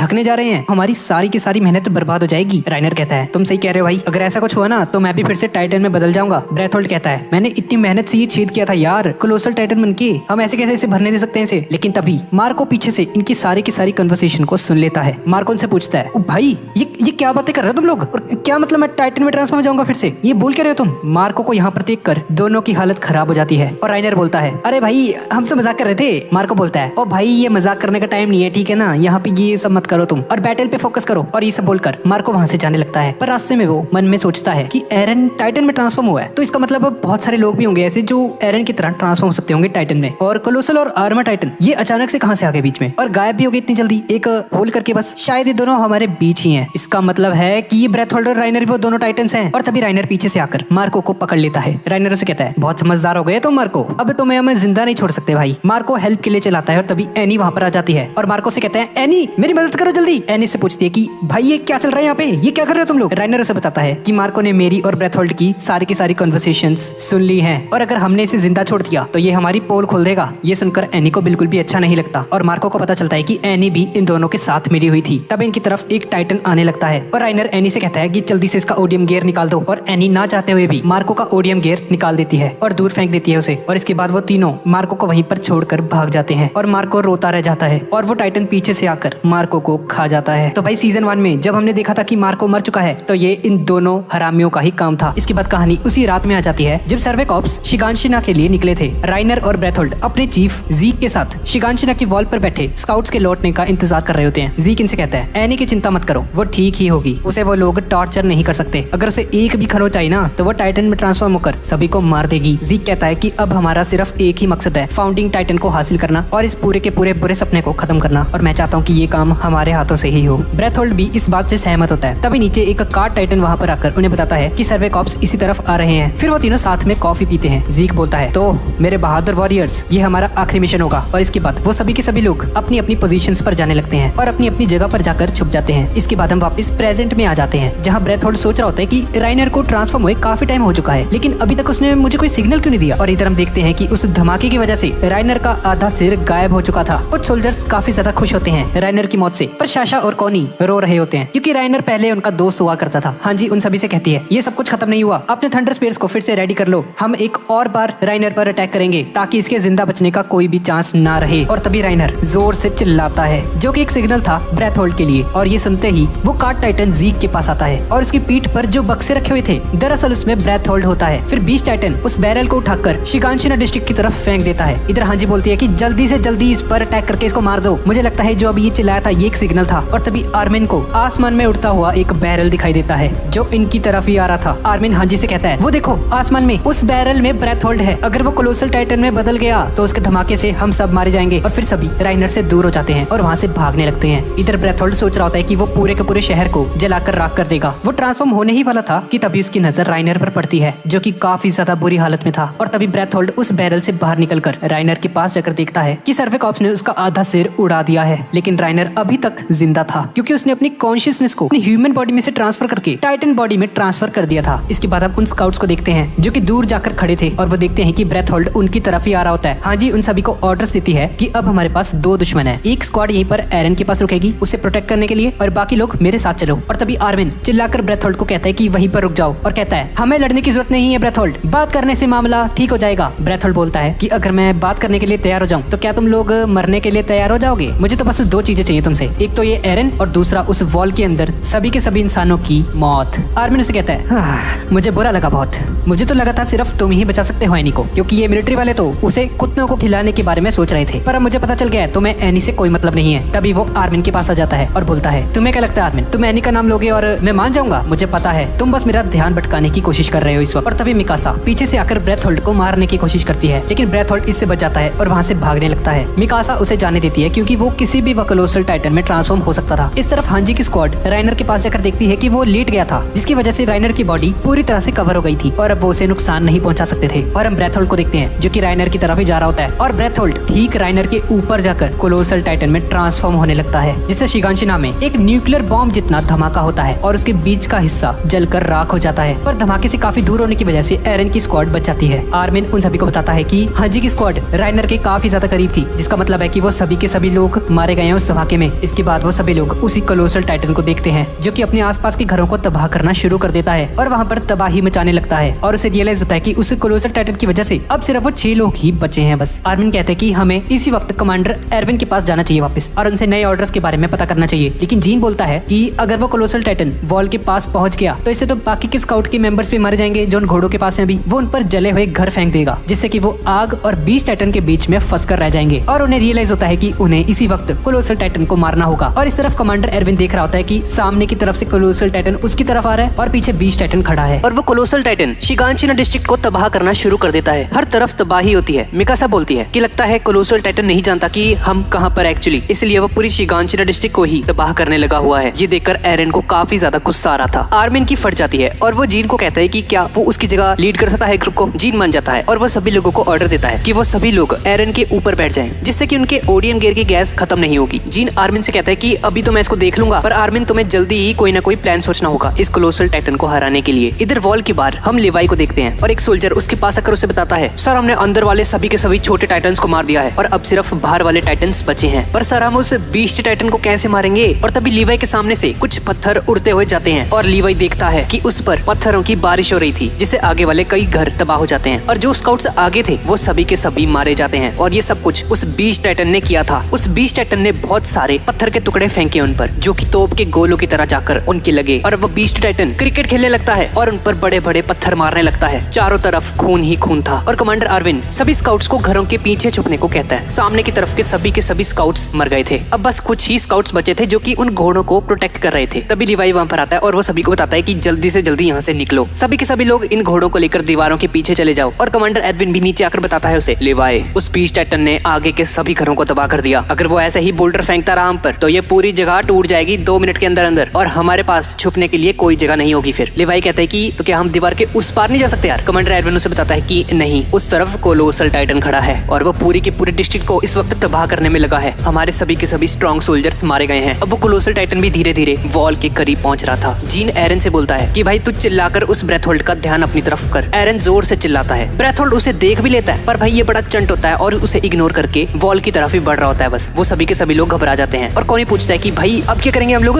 हमारा प्लान तो फेल हो गया। जीन एरन से कहता है कि भाई इसका पैर पकड़ के ना इसे नीचे गिरा दे। शाशा उन सभी को बताती है कि भाई अगर हमने इसे रोक भी लिया ना तो भी हम इसका कुछ नहीं बिगाड़ सकते क्योंकि इसके बॉडी से भाप निकलती है बहुत ही गर्म, कोई भी सोल्जर उसके पास नहीं जा सकता। इसके बाद एरन जाकर कोलोसल टाइटन का पैर पकड़ लेता है पर कोलोसल टाइटन एक ही लात में एरन को दूर फेंक देता है और एरन उड़ता हुआ सीधा वॉल पे जाकर टकराता है और नीचे लीवाई और कमांडर एरविन खड़े उसको देख रहे होते हैं और हैरान रह जाते हैं। मिकासा एरन की हालत देखकर बहुत ही ज्यादा घबरा जाती है पर जीन उसे कहते हैं कि एरन मरा नहीं अभी। मिकासा अपने मिशन पर फोकस करो, इस कोलोसल टाइटन को हमें किसी न किसी तरीके से रोकना होगा। इसके बाद जीन, कोनी और शाशा ब्रेथ होल्ड के पास जाकर उसका ध्यान भटकाने की कोशिश करते हैं ताकि मिकासा पीछे से जाकर उस पर थंडर स्फीयर से अटैक करते जिसका यूज करके उन्होंने राइनर को मारा था। और जैसे ही मिकासा उस पर अटैक करने के लिए आगे बढ़ती है तो कोलोसल टाइटन बहुत सारी भाप छोड़ देता है अपनी बॉडी में से जिससे कि वो थंडर स्फीयर्स उसे लगते ही नहीं है और वो मिकासा के पीछे जाकर फट जाते हैं। सभी के सभी लोग इस वार से घायल हो जाते हैं और तभी राइनर भी वहां पर आ जाता है जो कि पूरी तरह से ठीक हो गया था अब। और ये देखकर सभी के सभी लोग शॉक्ड रह जाते हैं। बाहर हम देखते हैं कि बीस्ट टाइटन गोले बरसाता जा रहा था और उसने लगभग सभी घरों का सफाया कर दिया था। लीवाई आर्मिन से कहता है कि अगर दुश्मन से लड़ने का हमारे पास कोई तरीका नहीं है तो भाई यहाँ से भाग चलते हैं ना। तुम जाकर एरन को जगाओ और उसके ऊपर जितने भी सोल्जर्स आ सकते हैं सभी को लेकर यहाँ से बाहर निकलो। भाई सारे के सारे मर जाएंगे वरना यहीं पे अंदर वो सभी के सभी लोग घबराए होते हैं जो कि उन घोड़ों की रक्षा कर रहे थे। अब लीवाई कहता है, कमांडर एरविन आप उन सभी को लेकर यहाँ से निकलिए, मैं उस बीस्ट टाइटन को मार दूंगा। मुझे नहीं लगता मैं उसके करीब भी पहुंच पाऊंगा लेकिन कम से कम आप और एरन यहाँ से जिंदा बचकर निकल जाओगे और ह्यूमैनिटी के लिए उम्मीद बनी रहेगी। इसके बाद हम बीस्ट टाइटन को देखते हैं जो कि फिर से एक पत्थर के टुकड़े करके उसे फेंकने को तैयार था उन सोल्जर्स के ऊपर। पर तभी उसे कुछ सोल्जर्स की आवाज सुनाई देती है और देखा है कि सभी के सभी स्काउट्स उसकी तरफ ही आ रहे थे और वो ग्रीन स्मोक फायर करके अलग अलग हो जाते हैं। इसके बाद हमें कुछ देर पहले का सीन दिखाया जाता है जिसमें कमांडर एरविन सभी को उनका प्लान बता रहा था। एरविन कहता है, मेरे सोल्जर्स आज हम सभी लोग एक आखिरी ऑपरेशन पर जाएंगे। हम सभी लोग उस बीस्ट टाइटन की तरफ चार्ज करेंगे जिससे कि हम उसे उसके इजी टारगेट बन जाएं और जैसे ही वो हम पर अटैक करने वाला होगा हम ग्रीन स्मोक्स फायर करेंगे और सभी लोग अलग अलग हो जाएंगे जिससे उस बीस्ट टाइटन का निशाना सही से नहीं लग पाएगा और लीवाई चुपके से बीस्ट टाइटन के पास जाकर उसे मार देगा। और अब लीवाई एक एक करके उन सभी के सभी बाहर वाले टाइटन्स को मारने लगता है। इसके बाद सभी लोग बीस्ट टाइटन की तरफ बढ़ते हैं घोड़ों पर। बीस्ट टाइटन सोचता है, मुझे पता ही था ये लोग बिना लड़े तो हार नहीं मानने वाले, ये लोग तो पागलों की तरह बस मेरे सामने आ रहे हैं मरने, चलो मैं इनकी इच्छा पूरी कर देता हूँ। इसके बाद बीस्ट टाइटन एक बहुत बड़े से पत्थर के टुकड़े करके उन सोल्जर्स की तरफ फेंकता है। एरविन उन सभी को कहता है, घबराओ मत, बस आगे बढ़ते रहो और एक पत्थर कमांडर एरविन के पेट को चीरता हुआ निकल जाता है और एरविन घोड़े से नीचे गिरने लगता है। अब ये देखकर एक सोल्जर रोने लगता है कि कमांडर मारे गए, लेकिन मार्लो चिल्लाकर कहता है सबको पीछे मुड़कर मत देखो, बस आगे बढ़ते रहो। बीस्ट टाइटन बोलता है किंग राइज ने इनकी बाहरी दुनिया की मेमोरीज मिटा दी थी, इसलिए वही गलती बार बार दोहरा रहे हैं। इन्हें वैसे भी वॉल्स के अंदर मरना ही है, तो चलो भाई अब इन सभी को मैं एक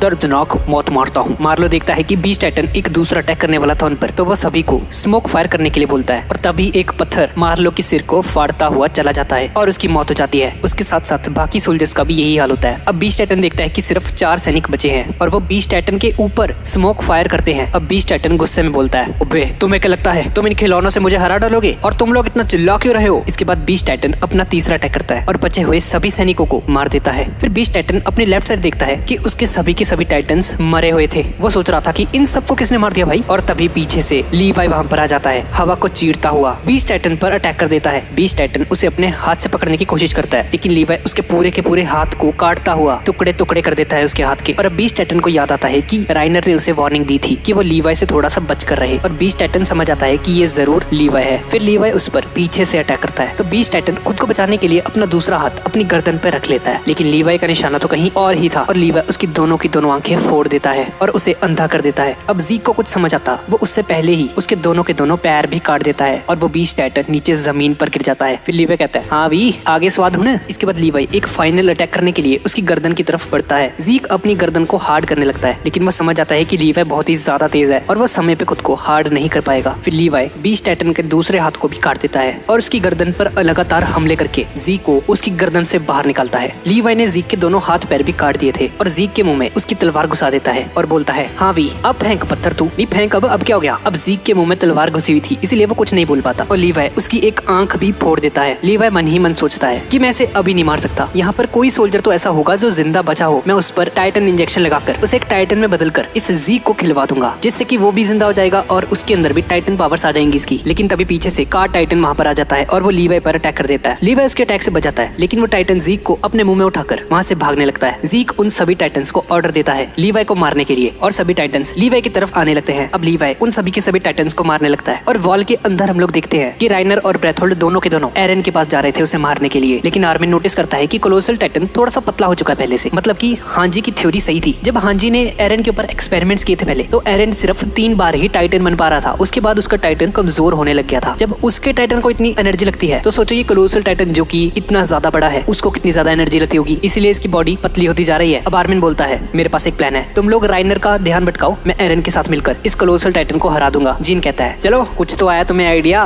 वरना मुझे तो लगा था हम सब मर जाएंगे यहीं पे। इसके बाद आर्मिन एरन के पास जाता है। अब आर्मिन एरन को जगाता है और उसे अपना सारा का सारा प्लान बताता है और उसके प्लान से एरन को आर्मिन की काफी ज्यादा चिंता होने लगती है, लेकिन आर्मिन उसे कहता है अरे भाई घबराओ मत, मुझे कुछ नहीं होगा, मुझ पर भरोसा रखो। इस तरफ मिकासा एक थंडर स्फीयर राइनर की घुटने पर मारती है जिससे वो गिर जाता है। फिर आर्मिन और एरन अपना प्लान शुरू करते हैं, लेकिन तभी एरन का पैर फिसल जाता है और वो दीवार से नीचे गिर जाता है और बेहोश हो जाता है। ब्रेथोल्ड बोलता है अबे ये क्या भाई, पी रखी है इसने, पहले जो हमने फाइट की थी लगता है उसमें ये बहुत ही ज्यादा कमजोर हो चुका है, मुझे नहीं लगता ये दोबारा खड़ा भी हो पाएगा। और ब्रेथोल्ड आर्मिन पर अटैक कर देता है, लेकिन आर्मिन अपने ओडियम गियर की हेल्प से बच जाता है और कोलोसल के दांतों में अपना ओडियम गियर फंसा देता है। ब्रेथोल्ड बोलता है आर्मिन तुम काफी अच्छा लड़े, लेकिन अब मुझे ये सब खत्म करना होगा यार। और फिर ब्रेथोल्ड अपनी बॉडी से काफी ज्यादा भाप छोड़ने लगता है, लेकिन ब्रेथोल्ड देखता है कि आर्मिन उससे दूर नहीं जा रहा था। आर्मिन ने अपने ओडियम गियर के हुक्स को कोलोसल टाइटन के दांतों में फंसा रखा होता है, जो कि भाप छोड़ते समय नहीं जलते। और ब्रेथोल्ड जब वो स्टीम निकाल रहा होता है अपनी बॉडी में से, वो बिल्कुल भी नहीं हिल सकता, उसे एक ही जगह पर खड़े रहना होगा इस टेक्निक को यूज करने के लिए। फिर ब्रेथोल्ड और भी ज्यादा गर्म भाप छोड़ने लगता है, जिससे आर्मिन के सारे कपड़े और उसकी स्किन भी जलना शुरू कर देती है। लेकिन आर्मिन अभी भी हार नहीं मानता और लटका रहता है और सोचता है कि बस थोड़ी देर और, मैं सब कुछ एरन के भरोसे छोड़ता हूँ, अब एरन तुम्हें ये करना ही होगा। और इसके बाद आर्मिन मर जाता है। और दूसरी तरफ हम देखते हैं कि हांजी वहाँ पर आ जाती है और थंडर स्फीयर की हेल्प से राइनर का दूसरा जबड़ा भी ब्लास्ट कर देती है, जिसके बाद मिकासा राइनर के मुंह में जाती है और उसके गले में थंडर स्फीयर ब्लास्ट कर देती है और राइनर अपने टाइटन से बाहर आ जाता है। इधर ब्रेथोल्ड सोचता है कि चलो आर्मिन तो खत्म हो गया भाई, अब एरन की बारी है। पर वो देखता है कि उस जगह पर एरन था ही नहीं जहाँ वो पहले गिरा हुआ था, बल्कि उसका टाइटन वहाँ पर था जिसे उसने हार्ड किया हुआ था। ब्रेथोल्ड कुछ समझ पाता उससे पहले ही एरन अपने ओडियम गियर की हेल्प से कोलोसल टाइटन की गर्दन के ठीक पीछे आ जाता है और उसमें से ब्रेथोल्ड को काट कर बाहर निकालता है। और अब ब्रेथोल्ड को आर्मिन का सारा प्लान समझ आ जाता है। दरअसल एरन का उस दीवार से गिरना एक नाटक था। फिर आर्मिन ने उसका ध्यान भटकाया ताकि तब तक एरन अपने टाइटन को पूरी तरह से हार्ड कर ले और ब्रेथोल्ड को ऐसा लगे कि एरन उसी जगह पर बैठा हुआ है अभी तक। ब्रेथोल्ड बिल्कुल भी ध्यान नहीं दे रहा था एरन पे और मौके का फायदा उठाकर एरन ने चौका मार दिया और ब्रेथोल्ड को कोलोसल टाइटन की बॉडी से बाहर निकाल लिया। अब कोलोसल टाइटन की बॉडी नीचे गिरने लगती है। अब एरन ब्रेथोल्ड को घसीटता हुआ आर्मिन की बॉडी के पास पास लेके आता है, पर देखता है कि आर्मिन की बॉडी पूरी तरह से जल चुकी है। एरन आर्मिन के साथ बिताए हुए अपने बचपन के दिनों को याद करता है, जब वो पहली बार दोस्त बने थे। आर्मिन की मौत से एरन को बहुत बड़ा झटका लगा और एरन को आर्मिन की मौत का बहुत ही ज्यादा दुख हो रहा था। तभी एरन के पीछे ज़ीक वहाँ पर आ जाता है। कार्ड टाइटन के ऊपर बैठकर एरन जल्दी से ब्रेथहोल्ड की गर्दन पर तलवार रखते हुए बोलता है कि अगर एक कदम भी आगे बढ़ाया तो मैं तेरे दोस्त को मार दूंगा। एरन समझ जाता है कि यही बीच टाइटन है। ज़ीक उसे कहता है, अच्छा तो तू है वो एरन? तू तो गिरिशा जैसा बिल्कुल भी नहीं लगता भाई। खैर हम दोनों ही तेरे डैड के विक्टिम्स हैं। उस गिरिशा ने तेरा ब्रेन वॉश किया है। तभी ज़ीक लीवाई को देखता है दीवार के ऊपर खड़ा हुआ, जिसने उसके सभी के सभी टाइटन्स को मार दिया था, और वो उसके पीछे इसी तरफ आ रहा था और बहुत ही ज्यादा गुस्से में था। लीवाई को आता हुआ देखकर ज़ीक डर से कांपने लगता है। फिर ज़ीक ब्रेथहोल्ड से माफी मांगता है और कहता है, सॉरी यार, यही तेरा अंत है। ज़ीक एरन से कहता है, भाई बहुत ही जल्द फिर से मुलाकात होगी। और फिर वो कार्ड टाइटन ज़ीक को लेकर वहाँ से भाग जाता है। एरन को ज़ीक की कोई भी बात समझ नहीं आई थी। तभी लीवाई वहाँ पर आ जाता है और तभी एरन को आर्मिन की सांसों की आवाज सुनाई देती है, जिसका मतलब है कि आर्मिन अभी भी जिंदा था। इधर हम हांजी को देखते हैं, जिसे राइनर के पास से एक लेटर भी मिला था, जो कि ये मेरे ने क्रिस्टा के लिए लिखा था। अब एक फ्लैशबैक में हम लोग देखते हैं कि कमांडर एरविन ने इन सभी को बताया होता है उस टाइटन इंजेक्शन के बारे में, कि अगर किसी भी सोल्जर को ये टाइटन इंजेक्शन लगाया जाएगा तो वो एक टाइटन में ट्रांसफॉर्म हो जाएगा, और अगर वो किसी टाइटन शिफ्टर को खा ले टाइटन बनने के बाद, तो उसके पास भी उस टाइटन की पावर्स आ जाएंगी। और ये डिसीजन वो लीवाई पे छोड़ता है कि वो किसे टाइटन बनाना चाहता है। अब मिकासा एरन के पास आती है और वो देखती है कि आर्मिन की हालत बहुत ही ज्यादा बुरी थी, लेकिन वो अभी भी सांस ले रहा था। एरन लीवाई से कहता है, लीवाई मुझे वो इंजेक्शन दो, मैं आर्मिन को इसी वक्त जिंदा कर देता हूँ। मैं इसे टाइटन में बदल देता हूँ और फिर ये ब्रेथहोल्ड को खा लेगा और उसकी जान बच जाएगी। लीवाई कुछ सोचने के बाद इंजेक्शन निकालता है और तभी मिकासा एक स्मोक सिग्नल फायर कर देती है, जो कि एक इशारा था राइनर को मारने के लिए, क्योंकि अब उसे राइनर की जरूरत नहीं थी, क्योंकि वो इंजेक्शन आर्मिन को लगाया जाने वाला था। और तभी हांजी राइनर को मारने ही वाली होती है कि तभी ज़ीक वहाँ पर आ जाता है और वो कार्ड टाइटन राइनर को अपने मुंह में उठाकर भाग जाता है वहाँ से। और इस तरफ हम देखते हैं कि लीवाई एरन को वो इंजेक्शन देने ही वाला होता है कि तभी फ्लॉच वहाँ पर आ जाता है कमांडर एरविन को लेकर और कहता है कि हमारे कमांडर काफी जख्मी हालत में है, इनका बहुत ज्यादा खून बह चुका है, पर ये अभी भी जिंदा है। कैप्टन लीवाई जल्दी से जल्दी इन्हें इंजेक्शन लगाकर कमांडर को ठीक कर दो। अब ये देखकर लीवाई एरन को वो इंजेक्शन नहीं देता और बोलता है कि मैं ये इंजेक्शन कमांडर एरविन को दूंगा। ये सुनकर एरन उसे कहता है, नहीं तुम ऐसा नहीं कर सकते लीवाई। लीवाई से कहते हैं कि मैं उस इंसान को बचाऊंगा जो कि इंसानियत को बचा सकता है। अब मिकासा भी अपनी तलवार निकाल देती है। आर्मिन को बचाने के लिए वो लीवाई से भिड़ने के लिए भी राजी हो गई थी। अब लीवाई एरन को एक मुक्का मारता है। ये देखकर मिकासा लीवाई पर अटैक कर देती है और उसकी गर्दन पर अपनी तलवार रख देती है। एरन रोता हुआ बोलता है कि आर्मिन भी इंसानियत को बचा सकता है। ट्रोस्ट का वो होल उस बोल्डर से बंद करने का आइडिया भी आर्मिन का था। आर्मिन ने ही पता लगाया था कि एनी ही फीमेल टाइटन है। यहाँ रात में आने का आइडिया भी उसी का था। आर्मिन की वजह से ही हम राइनर को ढूंढ पाए उन दीवारों के अंदर। और तो और कोलोसल टाइटन को भी आर्मिन ने ही मारा। कमांडर या मैं ह्यूमैनिटी को नहीं बचा सकते, ये काम सिर्फ आर्मिन ही कर सकता है। मिकासा लीवाई से कहती है, इंजेक्शन मुझे दे दो लीवाई। और तभी हांजी वहाँ पर आ जाती है और वो मिकासा को पकड़ लेती है। जीन, ओनी, शाशा भी वहाँ पर आ जाते हैं और उन्हें सिचुएशन के बारे में पूरा पता चल जाता है। इसके बाद लीवाई उस इंजेक्शन को बाहर निकालता है कमांडर एरविन को लगाने के लिए। मिकासा लीवाई से कहती है कि अगर हमने आर्मिन को खो दिया तो ह्यूमैनिटी को बचाने के लिए कोई भी उम्मीद नहीं बचेगी। मिकासा रोते हुए उससे भीख मांगती है। लीवाई कमांडर एरविन को वो इंजेक्शन लगाने ही वाला होता है कि तभी एरन लीवाई का पैर पकड़ लेता है और वो उससे पूछता है, कैप्टन लीवाई क्या आपको पता है कि समुद्र क्या होता है? आर्मिन को पता था, वो इन दीवारों के बाहर जाकर समुद्र को देखना चाहता है। उसके सपने बहुत ही ज्यादा बड़े हैं हमसे। पर लीवाई उसकी बातों को इग्नोर करता है और सभी को कहता है कि यहाँ से दूर हो जाओ, ताकि कमांडर एरविन टाइटन बनने के बाद उन्हें ही ना खा जाए। सभी वहाँ से चले जाते हैं। अब लीवाई यहाँ पर अकेला था और उसे एक फैसला करना था। वो उन दोनों के बारे में सोचता है कि उसे किसे बचाना चाहिए। गाइस आपको क्या लगता है कि लीवाई को किसे बचाना चाहिए था? नीचे कमेंट्स में जरूर बताना। इसके बाद लीवाई कमांडर एरविन के हाथ में वो इंजेक्शन लगाने ही वाला होता है कि तभी एरविन अपना हाथ झटक देता है। अब लीवाई काफी देर तक सोचता है और वो फैसला लेता है कि वो आर्मिन को बचाएगा, ना कि एरविन को। अब कुछ देर बाद ब्रेथहोल्ड को होश आता है और तभी एक माइंडलेस टाइटन, जो कि और कोई नहीं बल्कि आर्मिन है, उसे उठाकर खा जाता है और ब्रेथहोल्ड की मौत हो जाती है। अब फ्लॉच लीवाई से पूछता है कि आपने आर्मिन को क्यों चुना, एरविन को क्यों नहीं सर? लीवाई उसे बताता है कि कमांडर एरविन एक मॉन्स्टर था। एरविन के घर के बेसमेंट का वो राज जानना चाहता था बस। इसके लिए वो ह्यूमैनिटी तक को दांव पर लगाने के लिए रेडी था। लेकिन दूसरी तरफ आर्मिन ने ह्यूमैनिटी को बचाने के लिए अपनी जान तक दे दी थी। इसलिए मैंने आर्मिन को चुना। फिर हांजी एरविन को चेक करके बताती है कि उसकी डेथ हो चुकी है। और इस तरफ ब्रेथहोल्ड को खाने के बाद आर्मिन उस टाइटन की बॉडी से बाहर निकलता है और पूरी तरह से ठीक हो गया था। और आर्मिन को बिल्कुल सही सलामत देखकर वो सभी लोग रोने लग जाते हैं। अब अगले दिन आर्मिन की नींद खुलती है और वो वॉल मारिया के ऊपर था। साशा भी उसके पास ही लेटी हुई थी। आर्मिन उससे पूछता है, अरे तुम्हें क्या हुआ साशा? दरअसल आर्मिन को कुछ भी याद नहीं होता पिछले 12 घंटों का। उसे बस इतना याद था कि वो ब्रेथहोल्ड कोलोसल टाइटन में बदल गया था। अब आर्मिन को होश में देखकर एरन भागकर आर्मिन के पास आता है और उसे गले से लगा लेता है। अब सभी के सभी लोग और बाकी के सोल्जर्स भी आर्मिन के पास आ जाते हैं और अब लीवाई के कहने पर एरन उसे सब कुछ बता देता है जो कुछ भी हुआ। अब आर्मिन ये जानकर शॉक्ड रह जाता है कि वो बस 9 लोग ही जिंदा बचे हैं और कमांडर एरविन के बदले उसे इंजेक्शन दिया गया था और उसने टाइटन बन के ब्रेथहोल्ड को खा लिया और अब वो एक टाइटन शिफ्टर बन चुका है और उसके अंदर कोलोसल टाइटन की पावर है। और हांजी आर्मिन को कहती है कि ये डिसीजन काफी टफ था, लेकिन मुझे लगता है कि लीवाई ने बिल्कुल सही डिसीजन लिया है। तो ठीक है, जो हो गया सो हो गया। चलो अब एरन के घर के बेसमेंट के अंदर जाकर उस राज का पता लगाते हैं। एरन और मिकासा तुम दोनों मुझे रास्ता बताओ अपने घर का, मैं और लीवाई तुम्हारे साथ चलेंगे और बाकी बाकी के सोल्जर्स यही वॉल पर रुककर पहरेदारी करो। और फिर एरन, मिकासा, लिवाई और हांजी एरन के घर की तरफ जाने लगते हैं। रास्ते में एरन और मिकासा को बहुत सारे फ्लैशबैक्स आते हैं कि कैसे वो खुशी खुशी अपनी जिंदगी जीते थे बचपन में और ये सिटी कितनी खूबसूरत होती थी। और जिस दिन वो वॉल टूटी उस दिन सब कुछ खत्म हो गया। वो चारों एरन के घर के पास पहुंचते हैं जिसे एक बड़े से बोल्डर ने कुचल दिया था। पर थोड़ी साफ सफाई करने के बाद एरन को अपने घर के बेसमेंट में जाने का रास्ता मिल जाता है। लीवाई एक लात मारकर उस दरवाजे को तोड़ देता है। फिर चारों उस कमरे में जाते हैं जहाँ उन्हें कई सारी बुक्स और मेडिसिन मिलती है। इसके बाद ये सभी के सभी लोग कमरे की तलाशी लेने लगते हैं और उन्हें एक ड्रॉर मिलता है। एरन उस ड्रॉर में वो चाबी लगाता है जो उसके फादर ने उसे दी थी और उस सीक्रेट ड्रॉर को खोल देता है और देखते हैं कि वो ड्रॉर खाली था। लेकिन तभी थोड़ा ध्यान से देखने पर वो एक लकड़ी का पत्ता वहाँ से निकालते हैं और उन्हें उसके नीचे 3 किताबें मिलती हैं। और लीवाई से कहते हैं कि शायद यही वो चीज है जिसे हम ढूंढ रहे थे। इसके बाद वो उस किताब को खोलते हैं जिसके अंदर उन्हें एक फैमिली की फोटोग्राफ मिलती है। इस दुनिया में इन्हें कैमरे के बारे में कुछ नहीं पता था, इसलिए इन लोगों को नहीं पता था कि ये फोटोग्राफ है। हांजी उस फोटो को करीब से देखकर बोलती है कि भाई ये कोई पेंटिंग वगैरह नहीं है, ये तो कुछ और ही है। हांजी ने बताती कि अरे इसके पीछे कुछ लिखा हुआ है। हांजी उन सभी को पढ़कर सुनाती है कि उसके पीछे क्या लिखा था। उसके पीछे लिखा था कि ये कोई ड्राइंग नहीं है, इसे फोटोग्राफ कहा जाता है। मैं जहाँ से आया हूँ वहाँ पर ऐसी कई सारी अनोखी टेक्नोलॉजीज हैं और वॉल्स के बाहर एक दुनिया बसती है जहाँ बहुत ही एडवांस्ड टेक्नोलॉजी मौजूद है और सभी लोग अपनी जिंदगी काफी मजे से जीते हैं। और दूसरी तरफ हम ट्रोज डिस्ट्रिक्ट के अंदर उन सभी कमांडर्स को देखते हैं और उन सभी को ये खबर मिलती है कि वो सभी के सभी स्काउट्स वापस आ गए हैं। उन्होंने कर दिखाया, उन्होंने वॉल मारिया को वापस ले लिया है। और ये खबर सुनकर ट्रोस्ट के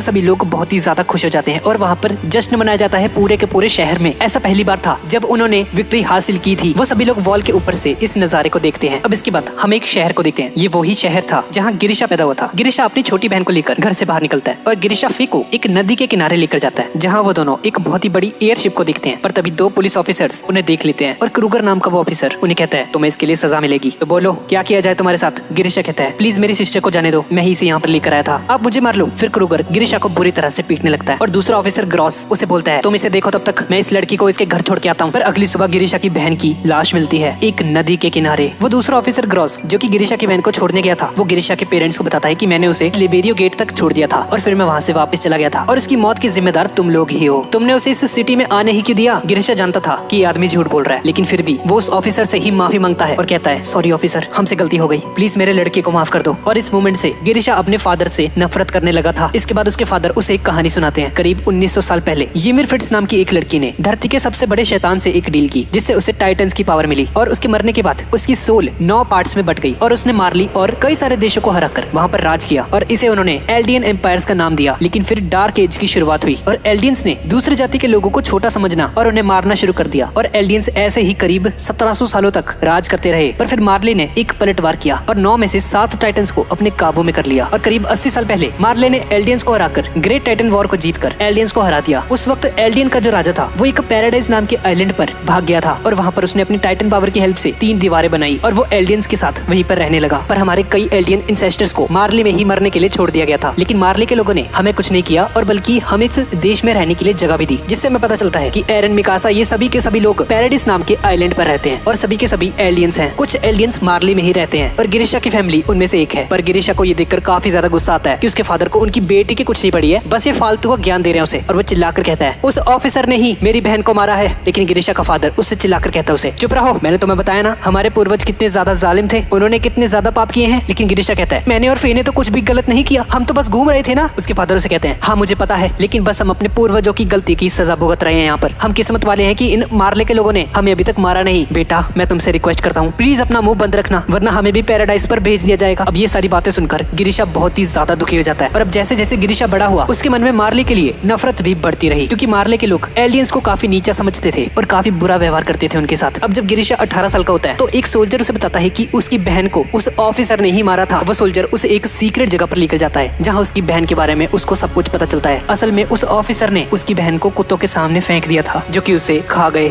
और ये सुनकर गिरिशा रोने लग जाता है और वो कसम खाता है कि वो उन मार्ले के लोगों को बताएगा कि असली दर्द क्या होता है। हम लोग फिर से एल्डियन एम्पायर को खड़ा करेंगे। और इन लोगों का मार्ले गवर्नमेंट में एक खबरी भी था जिसका नाम आउल है। आउल उनकी काफी ज्यादा मदद करता था, लेकिन कोई नहीं जानता था कि ये बंदा आखिर में है कौन असली में। और आउल ने इन्हें बहुत पुराने कुछ डॉक्यूमेंट्स भी दिए थे जिसमें इन्हें सच का पता चला। ये मेरे को टाइटन्स की पावर तो मिली थी, लेकिन उसने इस पावर का यूज इंसानों की भलाई के लिए किया था। उसने सड़कें बनाई, पुल बनाए, उसने किसी भी जाति को नहीं मारा, सबकी मदद की। उन लोगों ने पहले जो कहानियां सुनी थी कि ये मेरे ने उस शक्तियों को लेकर मार्ले के लोगों को मारना शुरू कर दिया, वो सब एक झूठ था। असल में ऐसा कुछ नहीं था, उसके पूर्वज बहुत ही अच्छे इंसान थे। और आउल ने एक और सोल्जर को भी भेजा होता है जिसका नाम है डियाना, जो कि मार्ले से है और रॉयल ब्लड की एक मेंबर है। इस लड़की ने उन्हें टाइटन्स के कई सारे राज बताए जो कि सिर्फ रॉयल फैमिली को ही पता थे और वो उन्हें बताते कि राजा फ्रिट्ज फाउंडिंग टाइटन को भी अपने साथ उन वॉल्स के अंदर ले गया है। इसके बाद गिरिशा उन सभी से कहता है कि अगर हमने उस फाउंडिंग टाइटन की पावर को हासिल कर लिया तो हम सभी के सभी टाइटन्स को कंट्रोल कर सकते हैं बाकी के, और मार्ले देश का सफाया कर सकते हैं। डियाना ने बताती है कि द ग्रेट टाइटन वॉर के वक्त भी राजा ने किसी का भी साथ नहीं दिया और कुछ लोगों को लेकर पैराडाइज आइलैंड पर चला गया और वहीं पर शांति से रहने लगा। वो सिर्फ शांति चाहता था, वो किसी से लड़ना नहीं चाहता था, और अगर वो राजा चाहे तो चुटकी से मार्ले देश का सफाया कर सकता है। गिरिशा कहता है हम उस फाउंडिंग टाइटन की पावर को हासिल करेंगे और मार्ले देश को पूरी तरह से तबाह कर देंगे और एल्डियन एम्पायर को खड़ा करके रिस्पेक्ट के साथ जिएंगे, ऐसे डर डर कर नहीं। और गिरिशा की ये स्पीच सुनकर डियाना उस पर फिदा हो जाती है। वो दोनों शादी कर लेते हैं और इनका एक लड़का भी पैदा होता है जो कि है ज़ीक,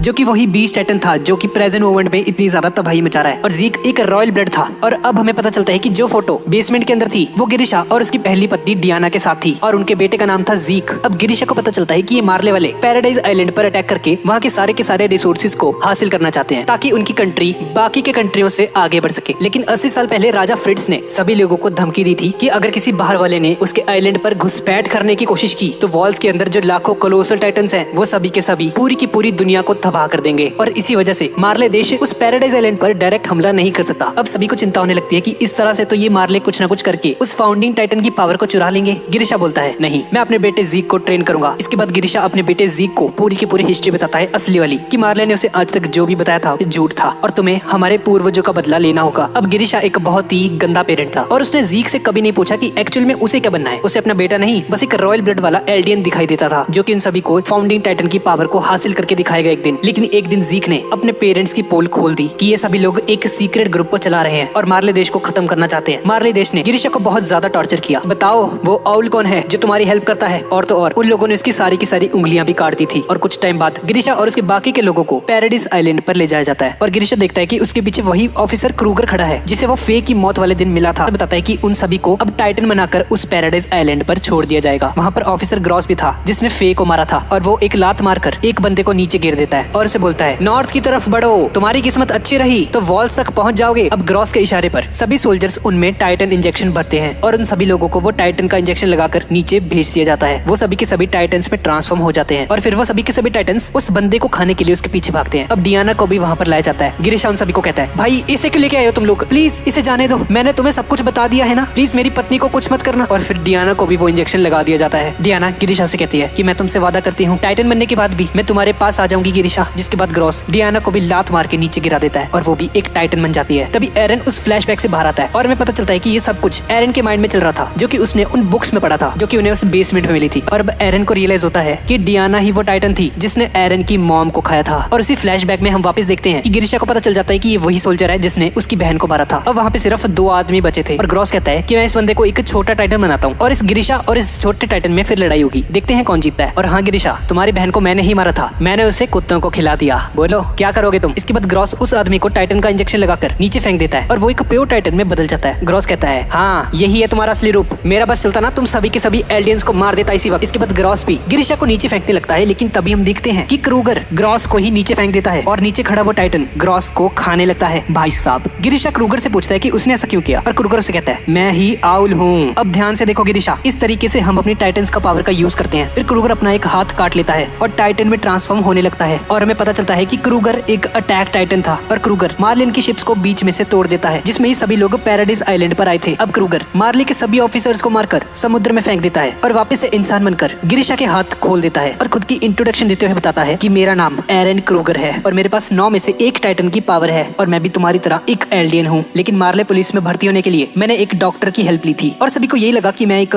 मार्ले कंट्री का सिटीजन हूँ। इसके बाद गिरिशा क्रूगर का कॉलर पकड़कर उस पर चिल्लाता है तुमने सिर्फ मुझे ही क्यों बचाया? अगर तुम कुछ देर पहले टाइटन बन जाते तो सभी के सभी लोग बच जाते। पागल वागल हो क्या? तुमने डियाना को क्यों नहीं बचाया? मेरी पत्नी मर गई, वो तो रॉयल ब्लड थी ना। और तभी क्रूगर उसे बताता है कि उसने हजारों लोगों को टाइटन्स में बदला है, ये सब कुछ मैंने एल्डियंस की भलाई के लिए ही किया है। लेकिन अब हमारे पास ज्यादा टाइम नहीं है, मैं तुम पर एक भरोसा करके तुम्हें आखिरी मिशन सौंप रहा हूँ। और वो गिरिशा को बताता है कि जिस दिन वो दोनों मिले थे उस दिन मैंने तुम्हारी आंखों में मार्ले देश के लिए नफरत देखी थी, शायद इसीलिए मैं तुम्हें इस मिशन के लिए चूज कर रहा हूँ। मैं भी कभी तुम्हारी तरह हुआ करता था, मेरे डैड ने भी मार्ले देश को खत्म करने के लिए एक सीक्रेट ऑर्गेनाइजेशन बनाई थी पर उन सभी को जिंदा जला दिया गया था और उस दिन से उसने भी कसम खाई थी कि वो मार्ले देश को तबाह कर देगा और एल्डियंस को फिर से खड़ा करेगा। और क्रूगर उसे कहता है कि मैं चाहता हूँ कि तुम उन वॉल्स के अंदर जाकर राजा से फाउंडिंग टाइटन की पावर को हासिल कर लो और इसके लिए मैं तुम्हें अपनी टाइटन पावर दूंगा, पर इसके लिए तुम्हें एक माइंडलेस टाइटन बनकर मुझे खाना होगा गिरिशा और तुम्हें रॉयल फैमिली से फाउंडिंग टाइटन भी इसी तरह से लेना होगा। गिरिशा बोलता है पर तुम ये काम खुद क्यों नहीं कर लेते भाई, मुझे क्यों कह रहे हो। पर क्रूगर उसे बताता है कि जो इंसान उन 9 टाइटन्स में से किसी एक की पावर को इनहेरिट कर लेता है उसके पास सिर्फ 13 साल की ही जिंदगी होती है और 13 साल बाद वो टाइटन शिफ्टर मर जाता है, जिसे कर्स ऑफ यूमिर कहा जाता है, जो कि 13 साल बाद ही मारी गई थी उस कर्स को प्राप्त करने के बाद। और इस तरफ प्रेजेंट में एरन ये सब कुछ आर्मिन को बता रहा होता है और हमें पता चलता है कि आर्मिन के पास 13 साल ही बचे हैं अब जिंदा रहने के और एरन के पास सिर्फ 8 साल। सभी के सभी टाइटन्स की पावर उस फाउंडिंग टाइटन के साथ जुड़ी हुई है। अब क्रूगर गिरिशा को वही फोटो देता है जो कि हमने पहले देखी थी, जिसके अंदर उसकी फैमिली थी। अब गिरिशा उस फोटो को ले लेता है। अब इस तरफ प्रेजेंट मोमेंट में हम लोग देखते हैं कि लीवाई एरन के सेल को खोल देता है। ठीक है एरन, तुम बाहर आ सकते हो, तुम्हारी सजा पूरी होती है। इस तरफ हम हिस्टोरिया को देखते हैं जो कि यूमिर के उसी लेटर को पढ़ रही थी जो कि उसे राइनर से मिला था और राइनर ने उसे लिखा था कि मेरी प्यारे हिस्टोरिया, मुझे माफ कर देना, मैं उस दिन तुम्हें छोड़कर चली गई। मेरे पास वैसे भी ज्यादा दिन नहीं बचे थे, मुझे सिर्फ एक ही बात का अफसोस रहेगा कि मैं तुमसे शादी नहीं कर सकी। What the fuck. और जैसे ही हिस्टोरिया उस लेटर को छूती है, हिस्टोरिया को यूमिर के बचपन की सारी मेमोरीज दिखाई देती हैं और कैसे वो एक माइंडलेस टाइटन बनकर इधर उधर भटकती रही थी। और आखिर में हिस्टोरिया यूमिर को चेन से बंधा हुआ देखती है जैसे कि एरन को बांधा गया था। तभी एरन और बाकी के लोग भी यहाँ पर आ जाते हैं और इनकी उन सुपीरियर के साथ एक मीटिंग होती है जहाँ इन तीनों बुक में लिखी हुई बातें सभी को बताई जाती हैं। अब हांजी उन सभी को बताती है कि इस बुक के हिसाब से हम सभी एल्डियंस जाति के हैं और सिर्फ हम ही टाइटन्स में बदल सकते हैं और एक टाइम पर हम लोगों ने दुनिया पर भी राज किया था और मार्ले के देश को ऐसा लगता है कि हम लोग दोबारा से ऐसा कर सकते हैं, इसलिए वो हमें मारना चाहते हैं। इस तरफ क्रूगर गिरिशा से कहता है कि अगर मार्ले देश को वो फाउंडिंग टाइटन मिल गया तो एल्डियंस के लोग खत्म हो जाएंगे पूरी तरह से। गिरिशा बोलता है लेकिन वॉल्स के अंदर उस राजा ने तो चेतावनी दी थी ना। क्रूगर कहता है कि उस वॉल्स का किंग कुछ नहीं करेगा, उसने सबको ये फेक वार्निंग दी थी, उसने पहले भी ये वार्निंग दी थी और वो जो कोलोसल टाइटन वाली बात थी वो भी बाकी देशों को बस डराने के लिए थी ताकि उन वॉल्स के अंदर लोग शांति से रह सकें। और उसने वॉल्स के अंदर सभी लोगों की यादें भी मिटा दी थी और उनके दिमाग में ये डाल दिया कि इन वॉल्स के बाहर कोई मार्ले देश का कंट्री नाम का कुछ है ही नहीं ताकि वो लोग शांति से वहाँ पर रह सकें। और गिरिशा तुम्हें उस राजा को मारना होगा और उससे वो फाउंडिंग टाइटन की पावर को हासिल करना होगा। इधर हांजी बताती है कि गिरिशा ने अपने मिशन को कंप्लीट कर लिया था और उसने उस फाउंडिंग टाइटन की पावर को एरन को दे दिया था, पर उस पावर को कोई रॉयल ब्लड वाला मेंबर ही यूज कर सकता है। लेकिन जब भी कोई रॉयल ब्लड उस फाउंडिंग टाइटन की पावर को हासिल करता है तो उस पर किंग की जो मेमोरीज होती हैं वो हावी हो जाती हैं, जो थी कि उसने युद्ध का त्याग कर दिया है और वो किसी से भी फाइट नहीं करेगा। लेकिन जैसा कि हमने पहले देखा था कि एरन एक बार उस फाउंडिंग टाइटन की पावर को यूज कर पाया था और मुझे लगता है कि ऐसा कोई ना कोई तरीका तो होगा जिसमें एरन उस फाउंडिंग टाइटन की पावर का यूज कर पाएगा। एरन सोचता है कि भाई उस दिन ऐसा क्या हो गया था कि वो उस पावर को यूज कर पाया था और तब एरन को याद आता है कि जिस टाइटन को उसने उस दिन पंच मारा था वो डियाना थी और वो एक रॉयल ब्लड थी, जिसका मतलब है कि एरन अगर किसी रॉयल ब्लड वाले को छू ले तो वो उस फाउंडिंग टाइटन की पावर को इस्तेमाल कर सकता है। वो किसी को भी इस बारे में नहीं बताता और वो सोचता है कि नहीं अभी सही टाइम नहीं है, अगर मैंने इन सभी को बता दिया कि मैं रॉयल ब्लड वाले मेंबर को छूकर टाइटन पावर्स को यूज कर सकता हूँ तो पता नहीं ये लोग हिस्टोरिया के साथ क्या करेंगे फिर, जो कि यहाँ पर इकलौती रॉयल ब्लड है। इस तरफ क्रूगर गिरिशा से कहता है कि वॉल्स के अंदर जाकर अपना मिशन कंप्लीट करना होगा और मिकासा और आर्मिन को बचाना होगा। गिरिशा कहता है मिकासा और आर्मिन ये कौन है? क्रूगर बोलता है मुझे नहीं पता भाई, मुझे बस इनकी मेमोरीज दिखाई दी थी तो तुझे इन सबको सेव करना होगा। अब इस क्रूगर को आर्मिन और मिकासा के बारे में कैसे पता, ये हमें इसके अगले सीजन में पता चलेगा। अब पिक्सिस उन सभी से कहते हैं कि हमें जो कुछ भी पता चला हमें ये सब कुछ बता देना चाहिए आम जनता को भी। हिस्टोरिया भी उसकी इस बात से सहमत होती है क्योंकि अगर ये लोग भी पब्लिक से ये जानकारी छुपाएंगे तो इनमें और पुरानी सरकार में क्या फर्क रह जाएगा भाई। फिर हम सभी को साथ मिलकर काम करना होगा। और इसके बाद वॉल सीना के लोगों को सभी जानकारी दे दी जाती है कि टाइटन्स ने कितने सालों तक आतंक मचाया हुआ था। वो सभी के सभी एक टाइम पर इंसान थे और हम सभी को एल्डियंस कहा जाता है। 100 साल पहले जब हमारे राजा ने ये वॉल्स बनाई थी तो उसने हम सभी की यादें मिटा दी थी और इन वॉल्स के बाहर मार्ले देश के लोग रहते हैं जो कि हम सभी को शैतान मानते हैं, जो कि जल्दी ही हम पर अटैक करने वाले हैं क्योंकि उन्हें हमारे आइलैंड के रिसोर्सेज चाहिए। ये सारी बातें पेपर में छप चुकी थी, हर जगह इस खबर को लेकर हलचल मच जाती है। अब वो 9 स्काउट्स रानी हिस्टोरिया के सामने बैठ जाते हैं और हिस्टोरिया उन सभी को एक एक करके मेडल्स पहनाती है। फिर एरन की बारी आती है। उस मेडल को लेने के बाद हिस्टोरिया के हैंड को किस करने लगता है तो उसे ढेर सारी यादें दिखने लगती हैं। उनमें से एक याद तब की थी जब एरन के फादर गिरिशा उस दिन रॉयल फैमिली के पास गए थे और उसने राजा से भीख मांगी थी कि वो फाउंडिंग टाइटन की पावर का यूज करके सभी टाइटन्स को खत्म कर दे, नहीं तो उसके बीवी और बच्चे मारे जाएंगे। एरन को बहुत कुछ नजर आता है। कुछ महीने बीत जाते हैं और हांजी ने जो टाइटन्स मारने का वो डिवाइस बनाया था उसने लगभग सभी के सभी माइंडलेस टाइटन्स को मार दिया था और अब वॉल मारिया सेफ थी और सभी के सभी लोगों को वॉल मारिया पहुंचाया जाता है। और इसके बाद वो स्काउट्स वॉल के बाहर की दुनिया को देखने निकल पड़ते हैं और काफी आगे जाने के बाद इन्हें एक छोटा टाइटन नजर आता है जिसके हाथ पैर इतने छोटे थे कि वो बस रेंग रहा था किसी स्नेल की तरह। एरन बिना डरे इस टाइटन को छूता है और सोचता है कि कभी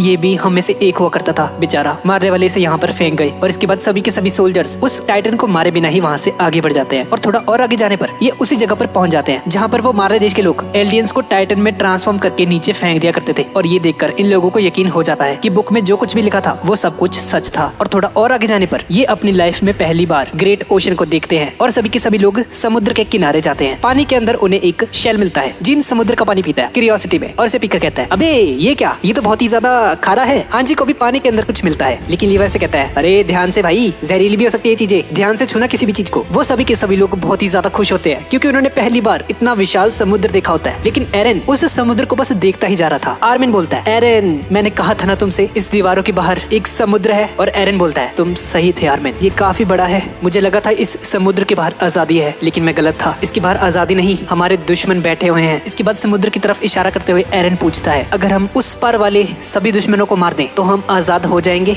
आर्मिन। और अब इसके बाद 4 साल बीत जाते हैं। हम एक वॉर जोन को देखते हैं। ये जंग पावरफुल देश मार्ली और मिड ईस्ट फोर्सेस के बीच में चल रही है। अब क्योंकि दूसरे देशों के पास टाइटन्स की पावर नहीं थी, तो उन्होंने टेक्नोलॉजी के मामले में बहुत ही ज्यादा तरक्की कर ली है। और अब दूसरी कंट्रीज के पास एंटी टाइटन मिसाइल्स भी हैं, जिनसे ये किसी भी टाइटन को मार गिरा सकते हैं। अब इसी वॉर के बीच में हम फॉल्को नाम के एक छोटे बच्चे को देखते हैं और उसके दोस्त उसके सिर पर पानी डालकर उसे याद दिलाते हैं कि हम 4 साल से चल रही वॉर के बीच में हैं। ये चारों वॉरियर कैंडिडेट्स थे और इनका नाम है गाबी, उडो और जोफिया। इसके बाद हम देखते हैं कि गाबी सरेंडर करने का नाटक करते हुए एनिमीज के सामने जाती है और एक ट्रेन के सामने कुछ बॉम्ब्स को फेंक देती है, जिसके फटने की वजह से वो ट्रेन पलट जाती है। अब उन एनिमीज को गुस्सा आ जाता है और वो गाबी के बच्चे होने का भी लिहाज नहीं करते और उस पर फायरिंग शुरू कर देते हैं। पर तभी जॉ टाइटन वहाँ पर आ जाता है और गाबी और फाल्को को दुश्मन की गोलियों से बचा लेता है। और ये वही टाइटन है जो कि ईमिर के पास था, पर अब फाल्को नाम का एक सोल्जर इसका होल्डर है। इसके बाद एक एयरशिप के जरिए कई सारे एलियंस को पैराशूट के जरिए नीचे फेंका जाता है। इन सभी को टाइटन इंजेक्शन लगाया गया था। और तभी हम जीक को देखते हैं जो कि जोरों से चिल्लाकर इन सभी को टाइटन्स में ट्रांसफॉर्म कर देता है। और ये सभी के सभी एलियंस माइंडलेस टाइटन्स में ट्रांसफॉर्म होकर बारिश की तरह फोर्ट के ऊपर गिरने लगते हैं। और इसके बाद राइनर भी एयरशिप से नीचे कूद जाता है और वो भी आर्मर टाइटन में ट्रांसफॉर्म होकर दुश्मनों पर अटैक कर देता है। आर्मर टाइटन और जॉ टाइटन मिलकर सभी दुश्मनों को मार देते हैं। अब बारी थी जीक की, जो कि एक पैराशूट से कूदकर बीस्ट टाइटन में ट्रांसफॉर्म हो जाता है और अपने हाथ में कई सारे बॉम्ब्स को भरकर समुद्र के किनारे आ रही सभी की सभी बैटल शिप्स के ऊपर मारता है और सभी शिप्स को तबाह कर देता है। और इसी के साथ मार्ली कंट्री ने इस वॉर को जीत लिया था। पर अब इन्हें रियलाइज हो जाता है कि इनकी टाइटन पावर्स इंसानों की टेक्नोलॉजी के सामने थोड़ी कमजोर पड़नी शुरू हो गई है और अब इन्हें जितना जल्दी हो सके फाउंडिंग टाइटन की पावर को हासिल करके फिर से स्ट्रांग होना होगा। दूसरी तरफ हम मार्ली जनरल्स को देखते हैं जो कि यही डिस्कस कर रहे होते हैं कि टेक्नोलॉजी के सामने हमारी टाइटन पावर्स कमजोर पड़ रही हैं और अगर ऐसे ही चलता रहा तो ये टाइटन्स इनके किसी भी काम के नहीं रहेंगे और हमें भी अपनी टेक्नोलॉजी को डेवलप करने में थोड़ा और इन्वेस्ट करना चाहिए। जीक उन सभी को कहता है कि उन्हें अपना पैराडाइस आइलैंड वाला मिशन फिर से शुरू करना चाहिए और फाउंडिंग टाइटन की पावर को हासिल कर लेना चाहिए। अगर वो ताकत इनके हाथ लग गई तो उनकी सराउंडिंग्स में जितनी भी कंट्रीज हैं वो इनके नाम से ही थर थर कांपने लगेंगे। अब मीटिंग खत्म होने के बाद मेगाथ, जो कि इन सभी का कमांडर है, वो जीक से कहता है कि पिछले 4 सालों में हमने 32 शिप्स भेजी हैं पैराडाइस आइलैंड पर उसमें से एक भी वापस लौट के नहीं आई। इधर दूसरी तरफ राइनर को मिकासा का सपना आता है और वो जाग जाता है। राइनर के साइड में ही फाल्को बैठा हुआ था जिसके पास अभी जॉ टाइटन है जो कि उसने ये मेरे को खाकर लिया है। तभी पीक वहाँ पर आ जाती है, कार्ड टाइटन की होल्डर। पीक राइनर से कहती है कि तुम्हें गाबी और बाकी के बच्चों से मिलना चाहिए, उन्हें तुम्हारी बहुत ही ज्यादा फिक्र हो रही है इस वक्त। बाहर हम उन चारों को देखते हैं। ऊडो को चिंता थी कि अगर टाइटन्स की कोई भी वैल्यू नहीं रही तो एल्डियंस का क्या होगा भाई, वो लोग तो इनको मार देंगे। फिर शाम को ये सभी लोग एक ट्रेन में बैठकर अपने गाँव लाइबेरियो की तरफ निकल पड़ते हैं। अगले दिन ये सभी लोग अपने होम टाउन लाइबेरियो पहुंच जाते हैं और हम देखते हैं कि एल्डियंस शहर के एक अलग ही कोने में रहते हैं जिसे कंटेनमेंट जोन कहा जाता है, जो कि दीवारों से घिरा हुआ है। सभी के सभी सैनिक अपनी फैमिली से मिलते हैं। अगली सुबह जीक बाकी के वॉरियर्स के साथ एक मीटिंग रखता है। जीक इन्हें बताता है कि अब इन्हें जल्द से जल्द पैराडाइस पर अटैक करना होगा। पहली वजह तो वो फाउंडिंग टाइटन है और दूसरी वजह पैराडाइस आइलैंड पर नेचुरल रिसोर्सेज का भंडार है। लेकिन इसके लिए इन्हें टाइलर्स की हेल्प लगेगी, जिन्होंने द ग्रेट टाइटन वॉर में राजा फ्रिट्ज को हराने में काफी हेल्प की थी। और जीक उन सभी को बताता है अभी कुछ ही दिनों में टाउन के अंदर एक ग्रेट फेस्टिवल करवाया जाएगा जिसमें दुनिया भर के बड़े बड़े लोग शामिल होंगे और इसी फेस्टिवल में टाइलर फैमिली पैराडाइस आइलैंड पर एक जंग का ऐलान करेगी। अब इसके बाद हम उसी दिन को देखते हैं जिस दिन शिगानशिना डिस्ट्रिक्ट पर हमला हुआ था, जहां ब्रेथोल्ड कोलोसल टाइटन बन के शिगानशिना का डोर तोड़ देता है। और डोर तोड़ने के बाद जब ब्रेथोल्ड वापस अपनी ह्यूमन फॉर्म में आता है तो वो अपने पास उसी स्माइलिंग टाइटन को देखता है जो कि डेयाना थी, लेकिन वो ब्रेथोल्ड को कुछ किए बिना ही वहां से चली जाती है। और इसके बाद राइनर दूसरा गेट भी तोड़ देता है और अब इस केओस के बीच में ये लोग रिफ्यूजी शेल्टर्स के बीच में घुस जाते हैं और किसी को भी इन पर शक नहीं होता। और इसी जगह पर हम आर्मिन, मिकासा और एरन को भी बैठा हुआ देखते हैं। और फिर ब्रेथोल्ड, राइनर और एनी ने ट्रेनिंग कॉर्प्स को ज्वाइन कर लिया था। एनी उन सभी से कहती है कि उस फाउंडिंग टाइटन को बाहर निकालने का कोई ना कोई हमें रास्ता ढूंढना पड़ेगा। अब राइनर एक प्लान बनाता है कि हम दूसरी वॉल रोज को भी तोड़ देंगे, वो फाउंडिंग टाइटन अपने लोगों को बचाने के लिए सामने जरूर आएगा। इसके बाद कहानी प्रेजेंट में आती है और हम देखते हैं कि राइनर एक राइफल को लोड करके सुसाइड करने ही वाला होता है कि तभी फाल्को वहाँ पर आ जाता है और उसे आवाज आती है उसकी, जो उसी रूम के बाहर ट्रेनिंग करके घर जा रहा था अपने वापस। और राइनर डिसाइड करता है कि उसे फाल्को और बाकी के वॉरियर कैंडिडेट्स के लिए जिंदा रहना होगा। इसके बाद फाल्को एक हॉस्पिटल के पास से गुजर रहा था कि तभी वहाँ उसे एक घायल सिपाही मिलता है। फाल्को उसके पास जाकर बैठ जाता है। ये घायल सिपाही कोई और नहीं बल्कि एरन है, जो कि चुपके से मार्ले में घुस चुका है और अंडर कवर होने के लिए उसने अपना एक पैर भी काट लिया था ताकि किसी को भी उस पर शक ना हो। पर एरन अपने पैर को कभी भी हील कर सकता था और एरन उस बच्चे को अपना नकली नाम क्रूगर बताता है। और क्रूगर फाल्को से एक हेल्प मांगते हुए उसे कहता है, मैंने अपनी फैमिली को एक लेटर भेजना था, क्या तुम इसे पोस्ट कर दोगे? फाल्को कहता है, अरे हाँ हाँ अंकल, बिल्कुल बिल्कुल दो मुझे। और फाल्को वो लेटर पोस्ट कर देता है। इसके इसके बाद शाम को कमांडर मेगाथ को पता चलता है कि टाइबर फैमिली यहाँ पर आ चुकी है। इसके बाद ये दोनों उनसे मिलने जाते हैं। विली टाइबर उन दोनों का स्वागत करता है। विली इस टाइबर फैमिली का करंट हेड है और हमें यहाँ पर पूरी की पूरी टाइबर फैमिली भी देखने को मिलती है। और विली मेगाथ से कहता है कि वो आने वाले फेस्टिवल में सब कुछ रिवील करने वाला है। इसके बाद हम फाल्को को देखते हैं जो कि पीक को जमीन पर रेंगते हुए देखकर शॉक्ड रह जाता है, क्योंकि पीक वही कार्ड टाइटन थी और उसे अब 4 हाथों पर चलने की आदत पड़ चुकी थी। और थोड़ी देर बाद ही ये लोग राइनर की एक मीटिंग पर जाते हैं जहाँ ये पैराडाइज आइलैंड पर अटैक करने का एक प्लान डिस्कस कर रहे थे। राइनर यहाँ जनरल को पैराडाइज आइलैंड के बारे में एक इंफॉर्मेशन देता है कि कौन सी दिशा में पहरा ज्यादा होगा, लेकिन ये जनरल राइनर की ही बेइज्जती कर देता है। अच्छा भाई तू सिखाएगा मुझे, हैं तेरे को बहुत पता है। और वो उन सभी को बाहर निकाल देता है। अब अगले दिन उस फेस्टिवल के शुरू होने से पहले एक बहुत बड़ी सी पार्टी ऑर्गेनाइज की जाती है जिसमें पूरी दुनिया के बड़े बड़े लोग शामिल होते हैं। और तभी विली वहाँ पर अपनी स्पीच देने आता है और उसे देखकर सभी लोग खुश हो जाते हैं बहुत ज्यादा। विली उन सभी से कहता है, लेडीज एंड जेंटलमैन, मैं आप सभी को कल होने वाले फेस्टिवल में इनवाइट करता हूँ जो कि इंटरमेंट जोन के अंदर होने वाला है, जिसमें सभी एल्डियंस रहते हैं। मुझे पता है आप सभी को टाइटन से नफरत है और मैं भी यही चाहता हूँ कि सभी का सफाया हो जाए, और इस प्रॉब्लम का मेरे पास एक सॉल्यूशन है जिसे मैं कल डिस्कस करने वाला हूँ। अब कल रात को वो इवेंट शुरू होने ही वाला था कि तभी फॉल को भागकर राइनर के पास आता है और उसे अपने साथ चलने को बोलता है। जीक और एक और सोल्जर भी वहाँ पर खड़े होते हैं और जीक उसे कहता है, हाँ हाँ ठीक है भाई, अभी टाइम है, जा सकते हो तुम राइनर, जाओ जाओ। और फॉल को राइनर को एक बिल्डिंग के बेसमेंट के अंदर लेकर जाता है और यहाँ पर आकर राइनर एरन को देखता है जो कि उसके सामने बैठा हुआ था। एरन बोलता है, कैसे हो राइनर, 4 साल हो गए हमें मिले हुए।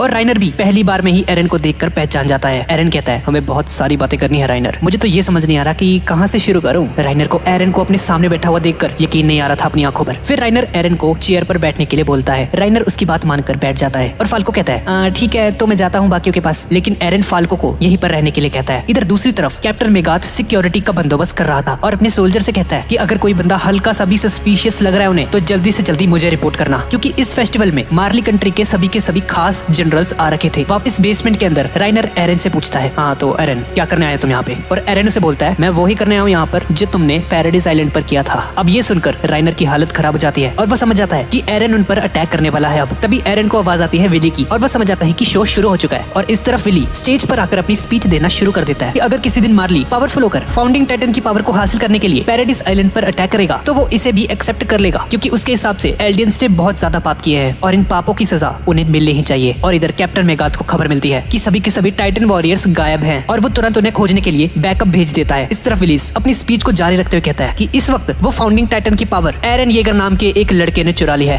राजा फ्रिट्ज से, और अगर उसने फाउंडिंग टाइटन की पावर को यूज करके रंबलिंग शुरू कर दी तो कोई भी कुछ नहीं कर पाएगा और पूरी की पूरी ह्यूमैनिटी खत्म हो जाएगी। इस तरफ एरन कहता है कि जिस दिन तुमने वो वॉल तोड़ी थी उसी दिन एक टाइटन ने मेरी मॉम को खा लिया था। राइनर बोलता है, हाँ उस दिन हमने वॉल तोड़ी थी एरन, पर सिर्फ इसलिए ताकि हम उस वॉल्स के अंदर घुसपैठ करके दुनिया को बचा सके। एरन कहता है, अच्छा तो अगर तुमने ये सब दुनिया को बचाने के लिए किया है तो भाई तुम्हारे पास तो कोई भी चॉइस नहीं होगी। अब राइनर एरन से रोते हुए माफी मांगता है, ये सब मेरी गलती है एरन, जिस दिन हमारा दोस्त मार्शल मारा गया था तो ब्रेथ होल्ड तो मिशन को रद्द करके वापस घर जाना चाहता था बस, लेकिन मैंने उन्हें वहाँ पर रोक लिया क्योंकि मुझे जेम्स बॉन्ड जो बनना था, तुम्हारी मॉम भी मेरी वजह से मारी गई है, मैं ये सब और सहन नहीं कर सकता, प्लीज तुम मुझे मारकर इस गिल्ट से आजाद कर दो। इधर विली कहता है कि मैं भी एलियंस जाति से उतनी ही नफरत करता हूँ जितना आप लोग करते हैं और उनका सफाया करने के लिए हमें एक साथ काम करना होगा। हम सभी देश अगर एक साथ मिलकर उन पर अटैक करेंगे तो हम उन डीमंस को हरा सकते हैं और मैं विली टाइबर पैराडाइज के खिलाफ एक जंग का ऐलान करता हूँ। इधर एरन राइनर से हाथ मिलाते हुए कहता है, मैं भी बिल्कुल तुम्हारे जैसा ही हूँ राइनर, सॉरी मेरे पास भी और कोई चॉइस नहीं है, मुझे आगे बढ़ते रहना होगा जब तक मेरे सभी दुश्मनों का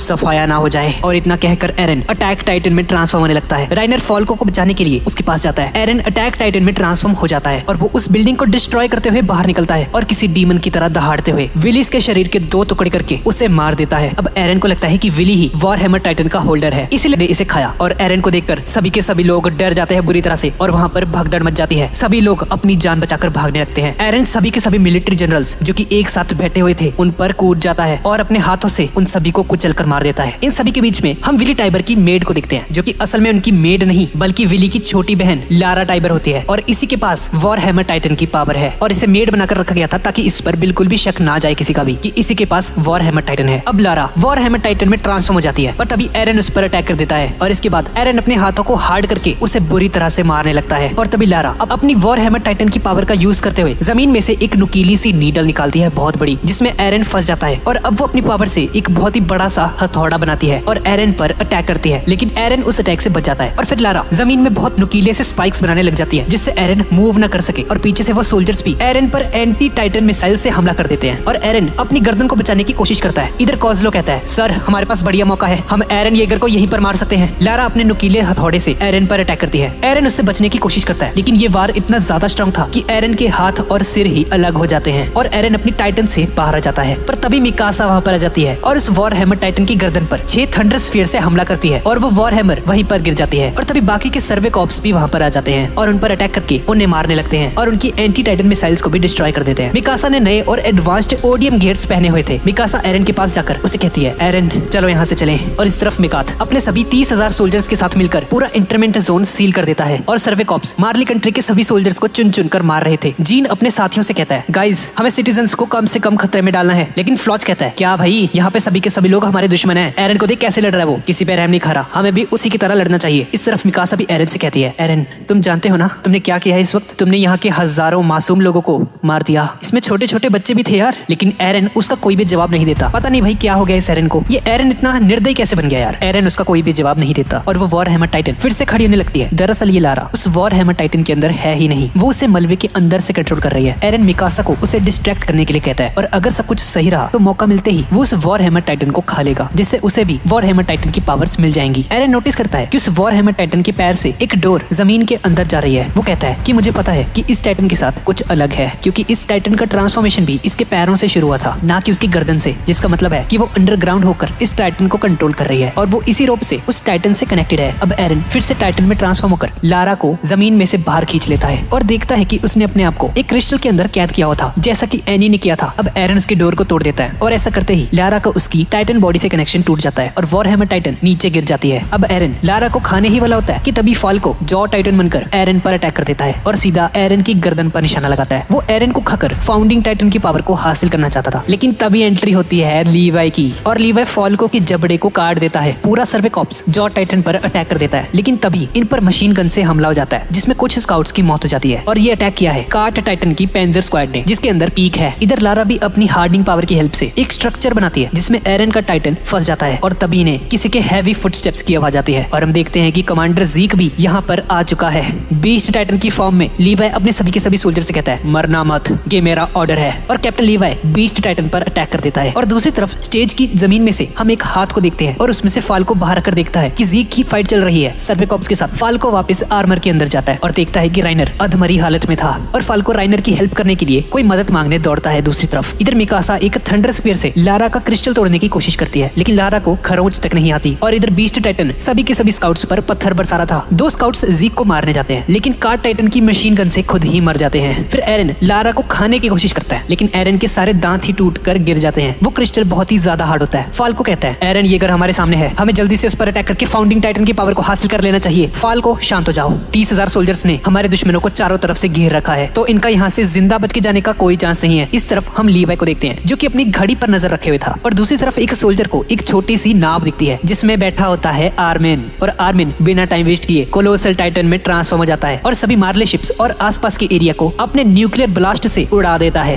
वो ब्लास्ट देखकर पीक कहती है, अबे ये क्या भाई, इन्होंने ब्रेथ होल्ड को खाकर कोलोसल टाइटन की पावर को हासिल कर लिया। इसका मतलब तो पीक का ध्यान बाकी के सोल्जर्स पर था और मौका देखते ही कैप्टन लीवाई बीस्ट टाइटन के पीछे जाकर हमला कर देता है और फिर उसकी गर्दन के अंदर एक बॉम्ब भी ब्लास्ट कर देता है और जीक भी मारा जाता है। ये देखकर कार्ट टाइटन गुस्से में साशा को खाने बढ़ती है आगे, लेकिन तभी जीन वहाँ पर आ जाता है और कार्ट टाइटन की आंख में थंडर स्फीयर को ब्लास्ट कर देता है और फिर जीन के ऑर्डर पे बाकी के स्काउट्स भी पीक पर हमला कर देते हैं, जिसमें पेंजर स्क्वाड के सभी लोग मारे जाते हैं और पीक भी अधमरी हालत में नीचे जाकर गिरती है। इसके बाद हम कोलोसल टाइटन को देखते हैं जिसने उस समुद्र के किनारे पोर्ट के साथ साथ आधे शहर को भी तबाह कर दिया था। जीन पीक को भी मारने उसकी तरफ बढ़ता है, लेकिन तभी फाल्को वहाँ पर आ जाता है और उसे उस पर रहम खाने के लिए कहता है। अब फाल्को को देखकर जीन थोड़ा सा हिचकिचा जाता है, लेकिन फिर भी वो थंडर स्फीयर फायर कर देता है, लेकिन तभी पीक भाव छोड़ देती है बहुत सारी, जिससे कि वो थंडर स्फीयर उन्हें नहीं लगता। पीक अपने टाइटन से बाहर आती है और हम देखते हैं कि उसकी हालत बहुत ही ज्यादा खराब होती है। बाकी के स्काउट्स फिर से फाल्को और पीक को मारने आते हैं, लेकिन कैप्टन मेगाथ की टीम गन्स फायर करके इन्हें भगा देती है वहाँ से, जिससे वो दोनों बच जाते हैं। और दूसरी तरफ जॉ टाइटन एरन का हाथ काट कर उसकी गर्दन के ऊपर पंजा मारता है और फिर एरन उसी क्रिस्टल को आगे कर देता है जिसके अंदर लारा थी। और तभी सभी लोगों को एक एयरशिप की आवाज आती है जिसके अंदर कमांडर हांजी बैठी हुई है, जो कि आर्मिन को ऑलरेडी रेस्क्यू कर चुकी है। और अब एरन फाल्को के जॉ के अंदर लारा का क्रिस्टल डाल देता है और उसके चेहरे को अपने हाथों से दबाता है, जिससे वो क्रिस्टल ब्रेक हो जाता है और एरन लारा का सारा खून पी जाता है, जिससे अब एरन के पास वॉर हैमर टाइटन की पावर भी आ चुकी है। अब एरन के पास 3 पावर्स आ चुकी हैं। पहली तो थी अटैक टाइटन, दूसरी थी फाउंडिंग टाइटन की और अब तीसरी है वॉर हैमर टाइटन की। इधर एरन फाल्को को खाने ही वाला होता है कि तभी राइनर एरन के पीछे ट्रांसफॉर्म हो जाता है आर्मर टाइटन में। अब एरन और राइनर आमने सामने होते हैं। राइनर एरन पर हमला कर देता है, लेकिन एरन एक ही पंच से राइनर को दूर फेंक देता है। एरन अपनी टाइटन फॉर्म से बाहर निकलकर देखता है कि राइनर बहुत ही ज्यादा कमजोर था और तभी मिकासा वहाँ पर आ जाती है और वो मिकासा से कहता है, मिकासा मेरे पास अब इतनी ताकत नहीं बची कि मैं इस राइनर को हरा पाऊं। मिकासा कहती है तो ठीक है, अब हमें घर चले जाना चाहिए। एरन राइनर से कहता है, राइनर फिर से मुलाकात होगी बहुत ही जल्द। और मिकासा एरन को लेकर उस एयरशिप में जाने लगती है। आर्मिन उन दोनों को हाथ देकर उस शिप के अंदर लेकर आता है और शाशा और कोनी जीन को हाथ देकर उसे शिप के अंदर ले आते हैं। पर नीचे हम गाबी को देखते हैं जो कि उस एयरशिप की तरफ भागने लगती है बदला लेने के लिए और गाबी एक सोल्जर को गोली मार देती है उस एयरशिप के ऊपर जो बैठा होता है और वो सोल्जर नीचे आ जाता है। पर वो नोटिस करती है कि उसके ओडियम गियर की वायर अभी भी शिप के साथ कनेक्टेड थी जिसका यूज करके वो शिप के ऊपर जा सकती है। फाल्को को याद आता है कि उसने राइनर से वादा किया था कि वो गाबी की हमेशा प्रोटेक्शन करेगा और फाल्को गाबी की बॉडी को पकड़ लेता है और वो दोनों उस शिप से जाकर टकरा जाते हैं और गाबी उस शिप के अंदर एंटर करते ही साशा के ऊपर फायर कर देती है और साशा नीचे गिर जाती है। सभी के सभी सोल्जर्स फाल्को और गाबी को बुरी तरह से पीटने लगते हैं। साशा को तुरंत ही पट्टी बांधी जाती है लेकिन वो समझ जाते हैं कि साशा अब नहीं बचेगी, उसकी चोट बहुत ही ज्यादा गहरी होती है। गाबी उन सोल्जर से कहती है, तुम्हारे पापों के लिए तुम सभी के सभी मारे जाओगे और तुम्हारा दोस्त एरन येगर भी मारा जाएगा, देख लेना तुम। और जीन उन दोनों को एक दूसरे रूम में ले जाता है जहाँ एरन, लिवाई और बाकी के सोल्जर्स होते हैं और यहाँ पर उन्हें एक बहुत ही बड़ा झटका भी लगता है। हम जीक को एरन के साथ बैठा हुआ देखते हैं। ये देखकर फाल्को और गाबी को समझ नहीं आता कि ये क्या मजाक है भाई, ये जीक हमें धोखा दे रहा था। जीक उन दोनों से पूछता है, अरे अबे तुम दोनों यहाँ तक कैसे आ गए? जीन लीवाई को बताता है कि ये दोनों ओडियम गियर की हेल्प से यहाँ तक आ गए और गाबी ने साशा को गोली मार दी है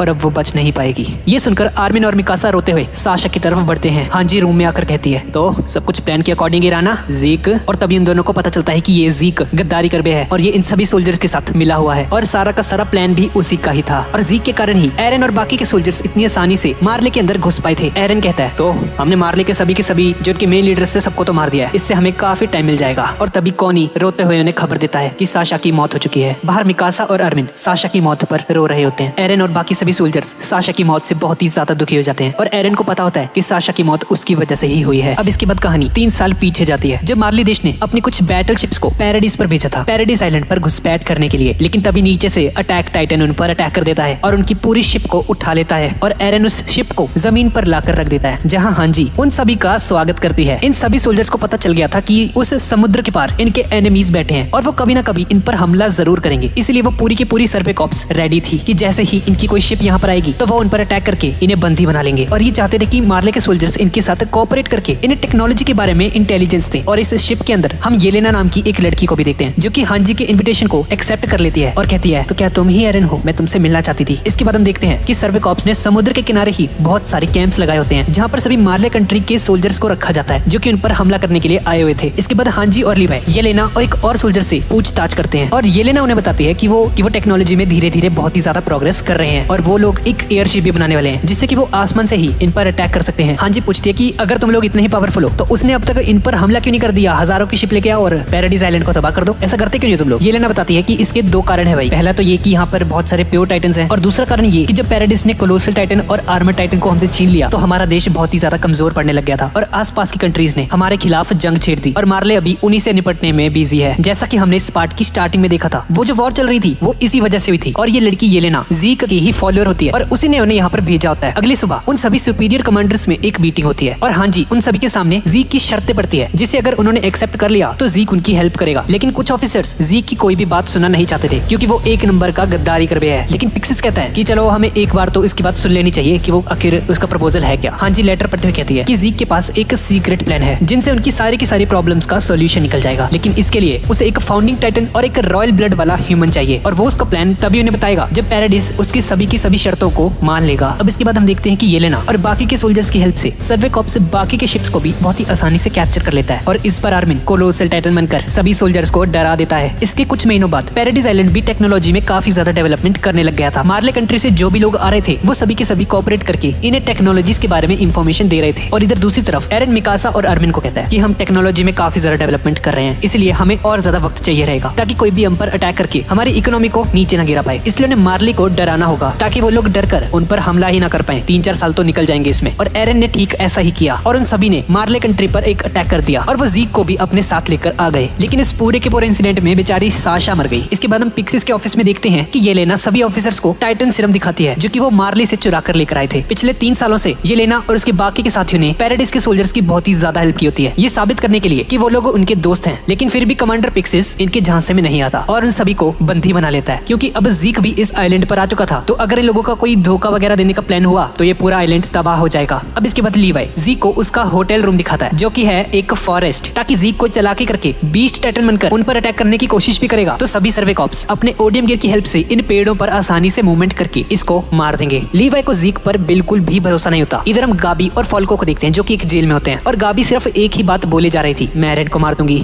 मैं एरन को मार दूंगी। इसके बाद कहानी वापस 2 साल पीछे जाती है और आज इन लोगों से हुजूरू देश के लोग मिलने आ रहे थे जो कि इकलौता ऐसा देश है जो कि पैराडिस का दुश्मन नहीं था। और हुजूरू की तरफ से कियोमी नाम की एक औरत इनसे मीटिंग करने आती है और इन सभी को बताती है कि दुनिया को रंबलिंग से बचाने के लिए जीक ने 3 स्टेप्स बताए हैं। पहला है कि वो लोग एक्सपेरिमेंट के लिए रंबलिंग शुरू करें, दूसरे देशों को डराने के लिए, दूसरा कि हुजूरू की हेल्प से पैराडिस अपनी मिलिट्री पावर को बढ़ाए और उसे एक पावरफुल कंट्री बनाए जिससे कि उन्हें रंबलिंग की कभी जरूरत ही ना पड़े दूसरे देशों को डराने के लिए। लेकिन उसमें इन्हें बहुत टाइम लग जाएगा। और उसमें से तीसरा था कि जीक जब इस आइलैंड पर आएगा तो वो अपना टाइटन रानी हिस्टोरिया को पास कर देगा जिससे कि हिस्टोरिया के पास सिर्फ 13 साल की जिंदगी बचेगी और इन 13 सालों में हिस्टोरिया को जितने हो सके उतने ज्यादा बच्चे पैदा करने हैं जिससे कि रॉयल ब्लड वाले लोग कभी खत्म ना हो और उस फाउंडिंग टाइटन की पावर को कंटिन्यू करा जा सके। लेकिन एरन इसके लिए तैयार नहीं था और वो कहता है कोई दूसरा रास्ता भी तो होगा भाई, हमें अपने बचे हुए टाइम में कुछ ऐसा करना होगा जिससे कि कोई हमारे आइलैंड पर हमला करने के बारे में सोचे भी ना। अब कहानी वापस प्रेजेंट में आती है और हम हिस्टोरिया को देखते हैं जो कि एक फार्म पर है और प्रेग्नेंट है। इसके बाद हम जनरल के बीच में जीक को देखते हैं जिस पर लीवाई 24 घंटे नजर रखे हुए था और दूसरी तरफ गाबी और फाल्को उस जेल से भाग जाते हैं और कियोमी पैराडाइज आइलैंड के द्वारा हाल ही में करे हुए अटैक के लिए कमांडर जैकरी को कांग्रेचुलेट करती है और पैराडाइज आइलैंड रंबलिंग की तैयारी कर रहा होता है। वो दुनिया को अपनी पावर दिखाना चाहते हैं और सभी को डराना चाहता है क्योंकि वो लोग जानते हैं कि मार्ले पर अटैक करने के बाद सभी के सभी कंट्रीज उनसे अब नफरत करने लगे हैं और उन पर बहुत ही जल्द अटैक होने वाला है। इस तरफ मार्ली को पता चल चुका है कि जीक गद्दारी कर है और वो पैराडाइज आइलैंड के लोगों के साथ मिला हुआ है। उसने मरने का नाटक किया और पैराडाइज पर भाग गया और 4 साल पहले जो बैटल शिप्स पैराडाइज आइलैंड पर भेजी गई थी जीक के फॉलोअर्स भी थे उसमें और वो पिछले 4 सालों से उन्हें हमारी टेक्नोलॉजी के बारे में इंफॉर्मेशन दे रहे हैं। कैप्टन मेगाथन सभी को कहता है हम भी चुप नहीं रहने वाले। ठीक 6 महीनों बाद पूरी दुनिया के मिलिट्री फोर्सेस इकट्ठा होकर पैराडाइज आइलैंड पर अटैक करेगी और इस छोटे से आइलैंड का नामो निशान मिटा देंगे। पर राइनर सजेशन देता है कि उन्हें 6 महीने तक वेट नहीं करने चाहिए, उन्हें पैराडाइज के ऊपर एक सरप्राइज अटैक करना चाहिए जिसकी उन लोगों को कोई उम्मीद ही नहीं होगी। इधर आर्मिन और मिकासा कमांडर जैकरी से परमिशन मांगते हैं कि वो उन दोनों को एरन से बात करने दे, लेकिन जैकरी इन्हें मना कर देता है क्योंकि इसे एरन पर अब बिल्कुल भी भरोसा नहीं होता क्योंकि एरन का बिहेवियर बहुत ही ज्यादा अजीब होता जा रहा था। आर्मिन और मिकासा वहाँ से बाहर निकल जाते हैं कि तभी उस रूम में एक बहुत ही बड़ा धमाका हो जाता है। आर्मिन और मिकासा इस हमले से बाल बाल बच जाते हैं लेकिन जैकरी की मौत हो जाती है। उन सभी को खबर मिलती है कि एरन जेल तोड़कर फरार हो गया है और उसके साथ साथ जिन भी लोगों को जेल में डाला गया था वो सभी लोग भाग गए हैं और इन लोगों को येगरिस्ट नाम दिया जाता है जिसे वो सोल्जर फ्लॉच लीड कर रहा है। और हम एरन को भी देखते हैं और ये बॉम्ब ब्लास्ट एरन ने ही करवाया था। फ्लॉच एरन से कहता है कि अगर एल्डियन एम्पायर को कोई बचा सकता है तो वो सिर्फ तुम हो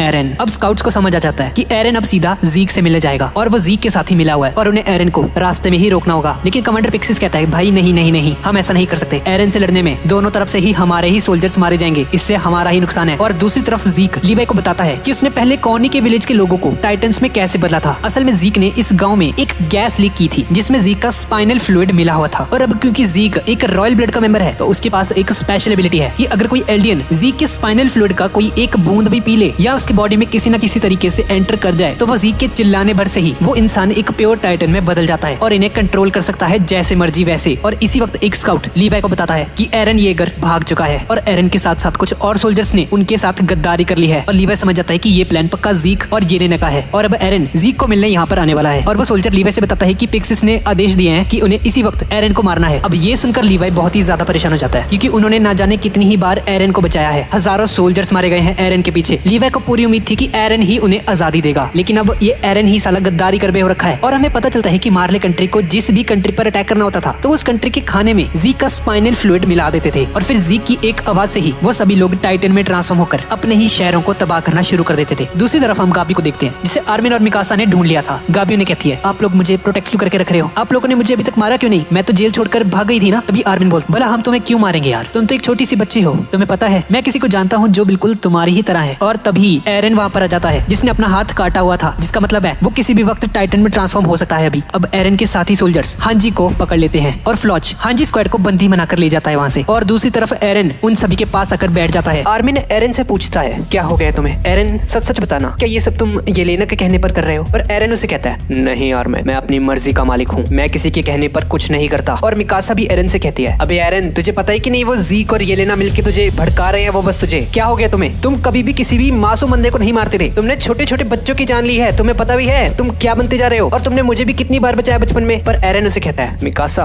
तुम्हें एक बात बताऊं क्या, उस दिन तुमने मेरी बात मानकर ही उस गुंडे की जान ली थी और तुम्हारे अंदर मुझे बचाने की एक इंस्टिंक्ट है है जो कि सबकॉन्शियसली हमेशा काम करती है, और अगर कोई मुझ पर अटैक करेगा तो उसी वक्त तुम्हारी इंस्टिंक्ट्स काम करने लग जाती हैं और मुझे किसी भी कीमत पर बचाने लगती हो। सच बोलूं तो तुम एक गुलाम हो मिकासा, मेरी गुलाम, और ऑनेस्टली मैंने आज तक सिर्फ तुमसे नफरत की है। अब एरन की ये बातें सुनकर आर्मिन का दिमाग खराब हो जाता है कि ये ऐसे कैसे बात कर रहा है उन दोनों से, और आर्मिन एरन को मारने उसकी तरफ बढ़ता है और उसके मुंह पर एक जोरदार पंच मार देता है। पर यार हम देखते हैं कि ये एरन भी बिल्कुल भी रहम नहीं खाता आर्मिन पर और उस पर जोरदार मुक्के बरसाने शुरू कर देता है। और अब इसके बाद एरन आर्मिन, मिकासा और गाबी को बंदी बनाकर शिगांशिना लेकर जाता है। दूसरी तरफ हम लीवाई को देखते हैं और लीवाई डिसाइड करता है कि वो ज़ीक को मारकर उसका टाइटन किसी और सोल्जर को दे देगा, जिससे कि एरन का प्लान भी फेल हो जाएगा। पर जैसे ही लीवाई पीछे मुड़कर देखता है तो ज़ीक वहाँ से दुम दबाकर भागने लगता है और थोड़ी दूर जाकर ज़ीक जोर से चिल्लाता है। और गाइस, दरअसल ज़ीक पैराडाइज के अंदर एक ऐसी वाइन लेकर आया था जिसके अंदर उसका स्पाइनल फ्लूइड मिक्स हो रखा था, और उस वाइन को लीवाई के 30 ऑफिसर्स ने पिया था, लेकिन लीवाई ने उस वाइन को नहीं पिया था। और अब जैसे ही ज़ीक जोर से चिल्लाता है, उन टाइटन्स की पावर को एक्टिवेट करने के लिए 30 सोल्जर्स टाइटन्स में बदल जाते हैं, लेकिन लीवाई को कुछ नहीं होता क्योंकि अपने लीवाई को भी हमारी तरह चाय पसंद है, वो सिर्फ चाय पीता है। अब ज़ीक उन सभी टाइटन्स को लीवाई को मारने का ऑर्डर दे देता है और वो सभी टाइटन्स लीवाई पर हमला कर देते हैं। और अब ज़ीक 3 टाइटन्स के ऊपर बैठकर उस जंगल से बाहर निकलने लगता है ताकि वो एरन के साथ मिल पाए, और वो एरन के पास जा रहा होता है, लेकिन तभी लीवाई वहां पर आ जाता है और उसके साथ के जो 2 टाइटन्स होते हैं उनको बीच में से काट देता है। ज़ीक भी बीस्ट टाइटन में ट्रांसफॉर्म होने लगता है, पर लीवाई बीस्ट टाइटन के ऊपर अटैक करके 4 थंडर स्फीयर्स को मारता है उसकी गर्दन के पीछे। वो थंडर स्फीयर्स जैसे ही ब्लास्ट होते हैं तो ज़ीक अपनी टाइटन बॉडी से बाहर आकर गिरता है और ज़ीक का टाइटन नीचे गिर जाता है। अब लीवाई ज़ीक की अधमरी बॉडी को घसीटते हुए ले जाता है वहां से। अब थोड़ी देर बाद ज़ीक को होश आता है और हम देखते हैं कि लीवाई ने ज़ीक के पेट के अंदर एक थंडर स्फीयर घुसा रखा था, जिससे कि अगर वो जरा से भी हिलने की कोशिश करेगा तो वो थंडर स्फीयर फट जाएगा और उसकी वहीं पर मौत हो जाएगी। अब इसके बाद हम एक फ्लैशबैक देखते हैं जब एरन येलेना के कहने पर मार्ली में आ गया था। वहाँ उसकी मुलाकात ज़ीक से हुई थी और ज़ीक एरन को देखकर कहता है, अरे एरन, तुम तो हमारे पिता जैसे दिखने लग गए हो धीरे धीरे अब। और हमें पता चलता है कि इन दोनों का प्लान है कि ये फाउंडिंग टाइटन की पावर को यूज करके पूरी दुनिया के एल्डियंस जाति के लोगों को खत्म करना चाहते हैं, जिससे कि दुनिया के बाकी के लोग शांति से जिए, क्योंकि अगर एल्डियंस नहीं रहेंगे तो फिर टाइटन्स की पावर को कंट्रोल करने वाला कोई नहीं रहेगा और सभी के सभी टाइटन्स मर जाएंगे और दुनिया के बाकी के लोग शांति से जी पाएंगे। इस तरफ प्रेजेंट में हम देखते हैं कि लीवाई ज़ीक को लेकर कहीं पर जा रहा होता है। ज़ीक बोलता है, मैं एल्डियंस का सफाया कर दूंगा ताकि ये दुनिया शांति से जी सके, और ये बोलकर ज़ीक अपने गले में लगी वायर को काट देता है, जिससे कि वो थंडर स्फीयर ब्लास्ट हो जाता है और लीवाई की बॉडी दूर जाकर गिरती है उस ब्लास्ट की वजह से, और ज़ीक की वहीं पर मौत हो जाती है। तभी हम देखते हैं कि एक टाइटन ज़ीक को अपने पेट में भर लेता है। इधर दूसरी तरफ हम देखते हैं कि एरन के गुंडों ने पैराडाइज सभी ऑफिसर्स को या तो अपने में मिला लिया है या उन्हें बंदी बना लिया है, और दूसरी तरफ एरन गाबी के पास जाता है। लड़की, अगर तू फाल्को को जिंदा देखना चाहती है तो तुझे मेरी सारी बातें माननी होंगी। एरन को इस चीज की भनक लग चुकी थी कि मार्ले देश के कुछ लोग उसके देश में घुसपैठ कर चुके हैं, और तभी पीक वहाँ पर आकर एरन के एक गार्ड को मार देती है और एरन से कहती है, एरन चुपचाप अपने हाथ ऊपर कर दो, नहीं तो मैं तुम्हें गोली मार दूंगी। कहते हैं कि एरन उसकी धमकी से जरा सा भी नहीं डरता और कहता है, चला गोली, दम है तेरे में। पीक डर जाती है और वो अपने हाथ ऊपर करके बोलती है, ठीक है, मार्ले को डिस्ट्रॉय करने में मैं भी तुम्हारा साथ दूंगी। अब ये सुनकर गाबी पीक पर बहुत ही ज्यादा गुस्सा हो जाती है और उस पर गन तानते हुए कहती है, पीक, तुम भी एक गद्दार निकली। इस तरफ येलेना बाकी लोगों को बताती है कि उनका एक्चुअल प्लान क्या है। दरअसल फाउंडिंग टाइटन की हेल्प से उनके शरीर को बदल दिया जाएगा, जिससे कि कोई भी एल्डियन रिप्रोड्यूस नहीं कर पाएगा, जिससे कि एल्डियन स्पीशीज धीरे धीरे करके अपने आप ही खत्म हो जाएगी। और फाउंडिंग टाइटन और रॉयल ब्लड इस बात का ख्याल रखेंगे कि कोई भी देश पैराडाइज पर अटैक न करे जब तक कि एल्डियन स्पीशीज पूरी तरह से खत्म नहीं हो जाती। और तभी एक सोल्जर खबर लाता है कि दुश्मन यहाँ पर घुस चुके हैं, और इस तरफ एरन ने पीक और गाबी को एक हथकड़ी लगा दी थी और ये लोग छत पर पहुंच जाते हैं जहाँ पर येलेना और उसकी स्क्वाड खड़ी थी। और तभी हम देखते हैं कि एरन की नीचे की छत फट जाती है और उसमें से जॉ टाइटन बाहर निकलता है। जॉ टाइटन एरन को खाने की कोशिश करता है और फिर एरन भी अटैक टाइटन में ट्रांसफॉर्म हो जाता है। और तभी आसमान में हम 5 एयरशिप्स को देखते हैं। पूरी की पूरी मार्ली सेना पैराडाइज में इन्वेड कर चुकी थी और उस शिप के अंदर हम राइनर और कैप्टन मेगाथ को देखते हैं, जो कि बोलते हैं, वो रहा एरन, इसे क्या लगा, इतनी आसानी से जाने देंगे इसे, अपनी हार का बदला जरूर लेंगे हम। और इधर दूसरी तरफ हम देखते हैं कि हांजी और फ्लॉच उस धमाके वाली जगह पर पहुंच गए जहाँ पर उन्हें लीवाई मिलता है बहुत ही बुरी हालत में। और तभी वो प्योर टाइटन जिसने ज़ीक को अपने पेट में भर लिया था उसमें से ज़ीक बाहर आता है और हम देखते हैं कि ज़ीक का शरीर पूरी तरह से ठीक हो गया था। सभी लोग ज़ीक को देख रहे होते हैं और तभी हांजी लीवाई को लेकर पास में ही बह रही एक नदी के अंदर कूद जाती है और लीवाई को लेकर वहाँ से भाग जाती है। फ्लॉच ज़ीक से पूछता है कि उन 30 टाइटन्स का क्या हुआ। ज़ीक उसे बताता है, सबके सब मर चुके हैं, चलो एरन के पास चलते हैं और अपने प्लान को एग्जीक्यूट करते हैं। और तभी हम एरन को देखते हैं जो कि अटैक टाइटन में ट्रांसफॉर्म हो चुका है। और इसके बाद मार्ली देश के सोल्जर्स उस शिप से नीचे कूदने लगते हैं और पीक उस बिल्डिंग से नीचे कूदकर कार्ड टाइटन में ट्रांसफॉर्म हो जाती है और गाबी को अपने मुंह में भरकर वहाँ से भाग जाती है। तभी एरन अपने सामने राइनर को देखता है जो कि आर्मर टाइटन में ट्रांसफॉर्म हो चुका है। एरन भागते हुए आर्मर टाइटन की तरफ जाता है और उन दोनों के बीच में बहुत ही खतरनाक लड़ाई होनी शुरू हो जाती है। पीक कैप्टन मेगाथ को बताती है कि उसे 300 और सोल्जर्स के साथ बंदी बनाया हुआ है और उन सभी सोल्जर्स ने ज़ीक का स्पाइनल फ्लूइड पिया हुआ है, जिसका मतलब है कि ज़ीक की एक ही आवाज बाद से वो सभी के सभी टाइटन्स में ट्रांसफॉर्म हो जाएंगे। और वो उसे ये भी बताती है कि मुझे लगता है कि एरन और ज़ीक अगर मिल गए तो फाउंडिंग टाइटन की पावर को एक्टिवेट किया जा सकता है, हमें उन दोनों को मिलने से रोकना होगा। मेगाथ उसे कहता है कि ना ही अब मार्ली की बल्कि पूरी की पूरी दुनिया की किस्मत हमारे हाथों में है। इधर राइनर एरन के मुक्के मार रहा होता है, लेकिन एरन उन सभी मुक्कों से बच जाता है और फिर एरन राइनर के मुंह पर एक टिक्का के मुक्का मारता है, जिसकी वजह से उसका आर्मर तरह से डिस्ट्रॉय हो जाता है। जॉ टाइटन भी एरन पर अटैक कर देता है, लेकिन जैसा कि हमें पता है कि अब एरन के पास वॉर हैमर टाइटन की भी पावर्स हैं, इसलिए वह जमीन के अंदर से कुछ स्पाइक्स निकालता है और वो स्पाइक्स राइनर और फॉल्को के अंदर घुस जाते हैं। लेकिन तभी एरन को एक हेडशॉट आकर लगता है, जो कि कैप्टन मेगाथ ने मारा था। और मार्ली के सोल्जर्स पैराडाइज के लोगों पर गोलाबारी करके उन्हें बुरी तरह से मार रहे होते हैं। अब राइनर अपने अंदर से वो स्पाइक निकालता है और उसे एरन के शरीर के अंदर घुसा देता है और कहता है हार मान लो, तुम नहीं जीत पाओगे। इधर बेसमेंट के अंदर ओनियाकापोन, आर्मिन, मिकासा, जीन इन सभी के पास आता है और उन सभी को कहता है मार्ली ने एयरशिप से हम पर हमला कर दिया है और उन 500 सोल्जर से एरन अकेला लड़ रहा है इस वक्त, हमें एरन को बचाना होगा। और वो उनकी सेल को ओपन कर देता है और तभी कॉनी ओनियाकापोन का कॉलर पकड़ते हुए कहता है हम तेरी मदद क्यों करें बे, पहले तो तूने हमें पकड़वाया, ठीक है। और राइनर, एरन, ब्रेथहोल्ड, एनी सबके सब गद्दार हैं भाई, सच्ची कह रहा हूँ मैं तंग आ चुका हूँ तुम लोगों से, अब क्यों करूँ मैं एरन की मदद। ओनियाकापोन ने बताता है कि मुझे इनके प्लान के बारे में कुछ नहीं पता था, सच्ची कह रहा हूँ। आर्मिन उसे कहता है मुझे तुम पर भरोसा है और उसे हाथ देकर ऊपर उठाता है। ओनियाकापोन कहता है कि हमें उस प्लान को रोकना होगा। तभी आर्मिन कहता है कि गाइस क्या पता एरन ही झूठ बोला हो, तुम लोगों को सच में लगता है कि एरन ऐसा करेगा, वो हमसे ही गद्दारी करेगा, तो मैं सच में लगता है ऐसा भी तो हो सकता है कि एरन अभी उनका बस नाटक कर रहा हो ये लेना की मदद करने का, और आखिर में फाउंडिंग टाइटन की पावर को यूज कैसे करना है ये पूरी तरह से एरन के हाथ में होगा और वो रंबलिंग से इस आइलैंड को बचा लेगा, ऐसा भी तो हो सकता है ना। और दूसरी तरफ मार्ली सेना ये गारिश को मारने में लगी हुई थी, हर तरफ लाशें और खून खराबा था। अब इसके बाद सर्वे कॉप निकल पड़ती है एरन की मदद करने, जो कि जिसे राइनर ऑलमोस्ट खाने वाला था। और तभी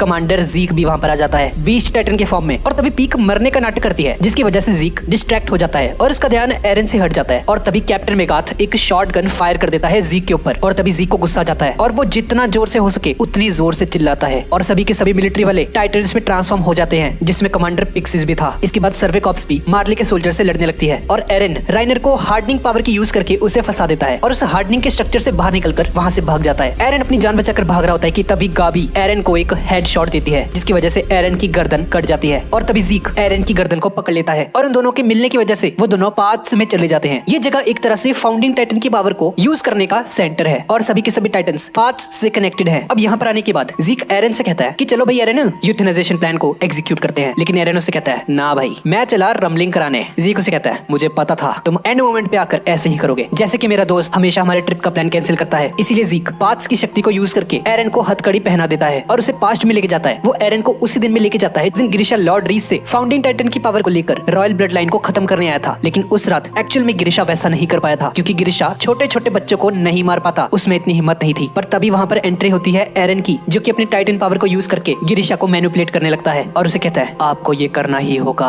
वरना पूरी दुनिया खत्म हो जाएगी, जिसकी वजह से गिरिशा एरन की बातों में आकर उन छोटे छोटे बच्चों को मार देता है और फ्रीडा से वो फाउंडिंग टाइटन की पावर को चुरा लेता है उन सभी को मारकर, जिसके बाद वो लोग फिर से पाथ्स के अंदर आ जाते हैं। और वहां पर आने के बाद ईमिर भी वहां पर होती है, जो कि वही लड़की है जिसके बारे में हमें थोड़ी देर में सब कुछ पता चलने वाला है। ज़ीक ईमिर से कहता है हमें यूथनाइजेशन प्लान को एग्जीक्यूट करना ही होगा, यही हमारा सबसे सेफेस्ट ऑप्शन है, अगर हमने ऐसा नहीं किया तो बहुत खून खराबा होगा। लेकिन ईमिर कोऑर्डिनेट की तरफ चलने लगती है और तभी एरन अपनी हथकड़ी को तोड़कर ईमिर को पकड़ लेता है और तभी हमें ईमिर का पास्ट दिखता है कि कैसे वो एक स्लेव थी पहले और फिर वो एक टाइटन बन गई और राजा फ्रिट्ज ने कैसे उसकी टाइटन पावर्स का इस्तेमाल किया दूसरी कंट्रीज के खिलाफ, और फिर ईमिर की शादी राजा फ्रिट्ज से हो गई थी जिसके साथ उसके 3 बच्चे हुए। पर एक दिन राजा फ्रिट्ज को बचाने के चक्कर में ईमिर मर गई। पर भाई इस राजा फ्रिट्ज ने क्या किया, इस बंदे ने ईमिर की पूरी बॉडी ही खिला दी अपने ही 3 बच्चों को, ताकि ईमिर की पावर्स उन बच्चों में चली जाए। अब ईमिर मरने के बाद पास्ट में आ गई और एक स्लेव की तरह पिछले 2000 सालों से अपने हाथों से टाइटन्स बना रही थी। राजा फ्रिट्ज के कहने पर ईमिर राजा फ्रिट्ज की गुलाम थी क्योंकि वो उससे प्यार करती थी और उसी के कहने पर ये सब कुछ कर रही थी वो। अब एरन ईमिर को समझाता है कि पिछले 2000 सालों से तुम उस राजा फ्रिट्ज की गुलाम रही हो, तुम किसी की गुलाम नहीं हो, तुम अपने डिसीजंस खुद ले सकती हो।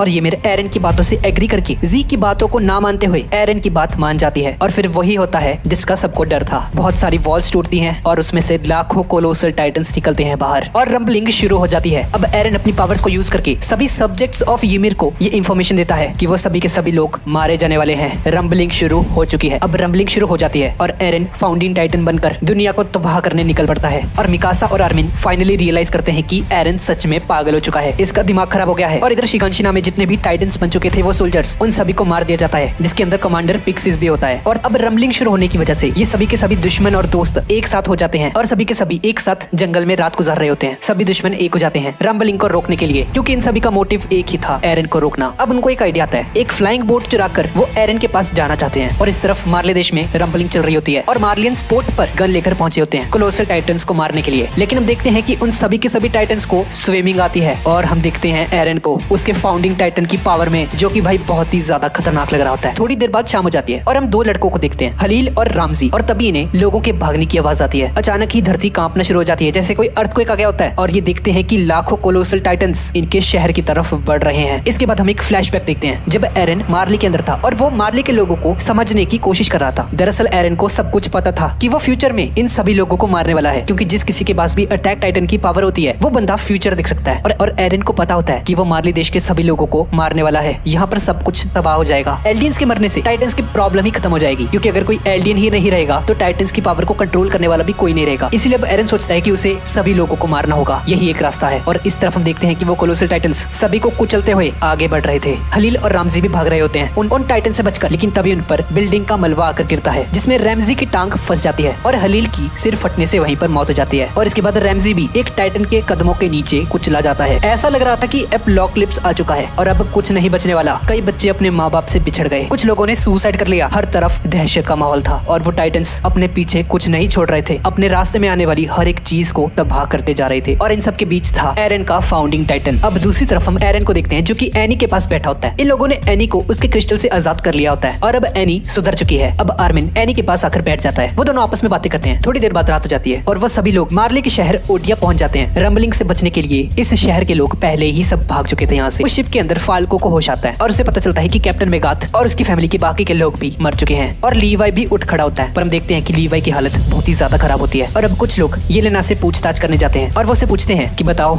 एरन कहाँ पर होगा इस वक्त। येलेना उन्हें बताती है कि वो इस वक्त फोर्ट सेल्टा जा रहा होता, जो कि एयरशिप्स का एक रिसर्च बेस है और एरन का अगला टारगेट यही जगह होने वाली है। एरन इस वक्त सबसे पहले एयरशिप्स को डिस्ट्रॉय करना चाहेगा, क्योंकि उसे एयरशिप से ही सबसे ज्यादा खतरा है। अब इसके बाद हम एक फ्लैशबैक देखते हैं जब एरन येलेना और फ्लॉच के साथ रंबलिंग का प्लान बना रहा था। येलेना चाहती थी कि एरन रंबलिंग से फोर्ट सेल्टा को दबा कर दे, ताकि अगले 10 सालों तक कोई भी पैराडाइज की तरफ आंख उठाकर भी ना देखे। येलेना उन सभी से कहती है कि उसका यूथनाइजेशन वाला प्लान ही सबसे बढ़िया था। रंबलिंग के लिए वो एरन के साथ कभी भी नहीं थी। अगर एरन यूथनाइजेशन प्लान के लिए मान जाता तो ये रंबलिंग कभी भी शुरू ना होती। अब वो लोग एक प्लेन को रेडी करते हैं जिसमें वो सभी लोग बैठकर एरन के पास जाना चाहते थे उससे बात करने के लिए। और वो प्लेन लगभग रेडी हो चुका था और बस फ्यूल ही रह गया था उसमें डालने के लिए। और तभी उनके वेयरहाउस में फ्लॉच आ जाता है और वहाँ पर खड़े सभी लोगों पर गोलियां बरसानी शुरू कर देता है। फ्लॉच किसी तरह से बच गया था और समुद्र के रास्ते से वहाँ पर आ गया था। मिकासा वहाँ पर आ जाती है और अपने ओडियम गेयर का हुक उसके गले में मार देती है, जिससे फ्लॉच नीचे गिर जाता है। और नेकापो नोटिस करता है कि गोलियों की वजह से उनके प्लेन में छेद पड़ गए हैं और वो कहता है अरे चिंता मत करो, हम वेल्डिंग से इसे सील कर सकते हैं, लेकिन इसमें हमें 1 घंटा और लगेगा। और फिर अचानक से जमीन हिलने लगती है और राइनर बाहर जाकर देखता है कि रंबलिंग इस शहर तक भी आ गई है और अगर ये लोग जल्दी से जल्दी यहाँ से नहीं निकले तो ये सभी लोग कुचलकर मारे जाएंगे। रंबलिंग इनके करीब आती जा रही थी। आर्मिन कहता है गाइस तुम चिंता मत करो, मैं इन टाइटन्स को रोकने की कोशिश करता हूँ, तुम लोग प्लेन को रिपेयर करो, तुम लोग जाओ यहाँ से,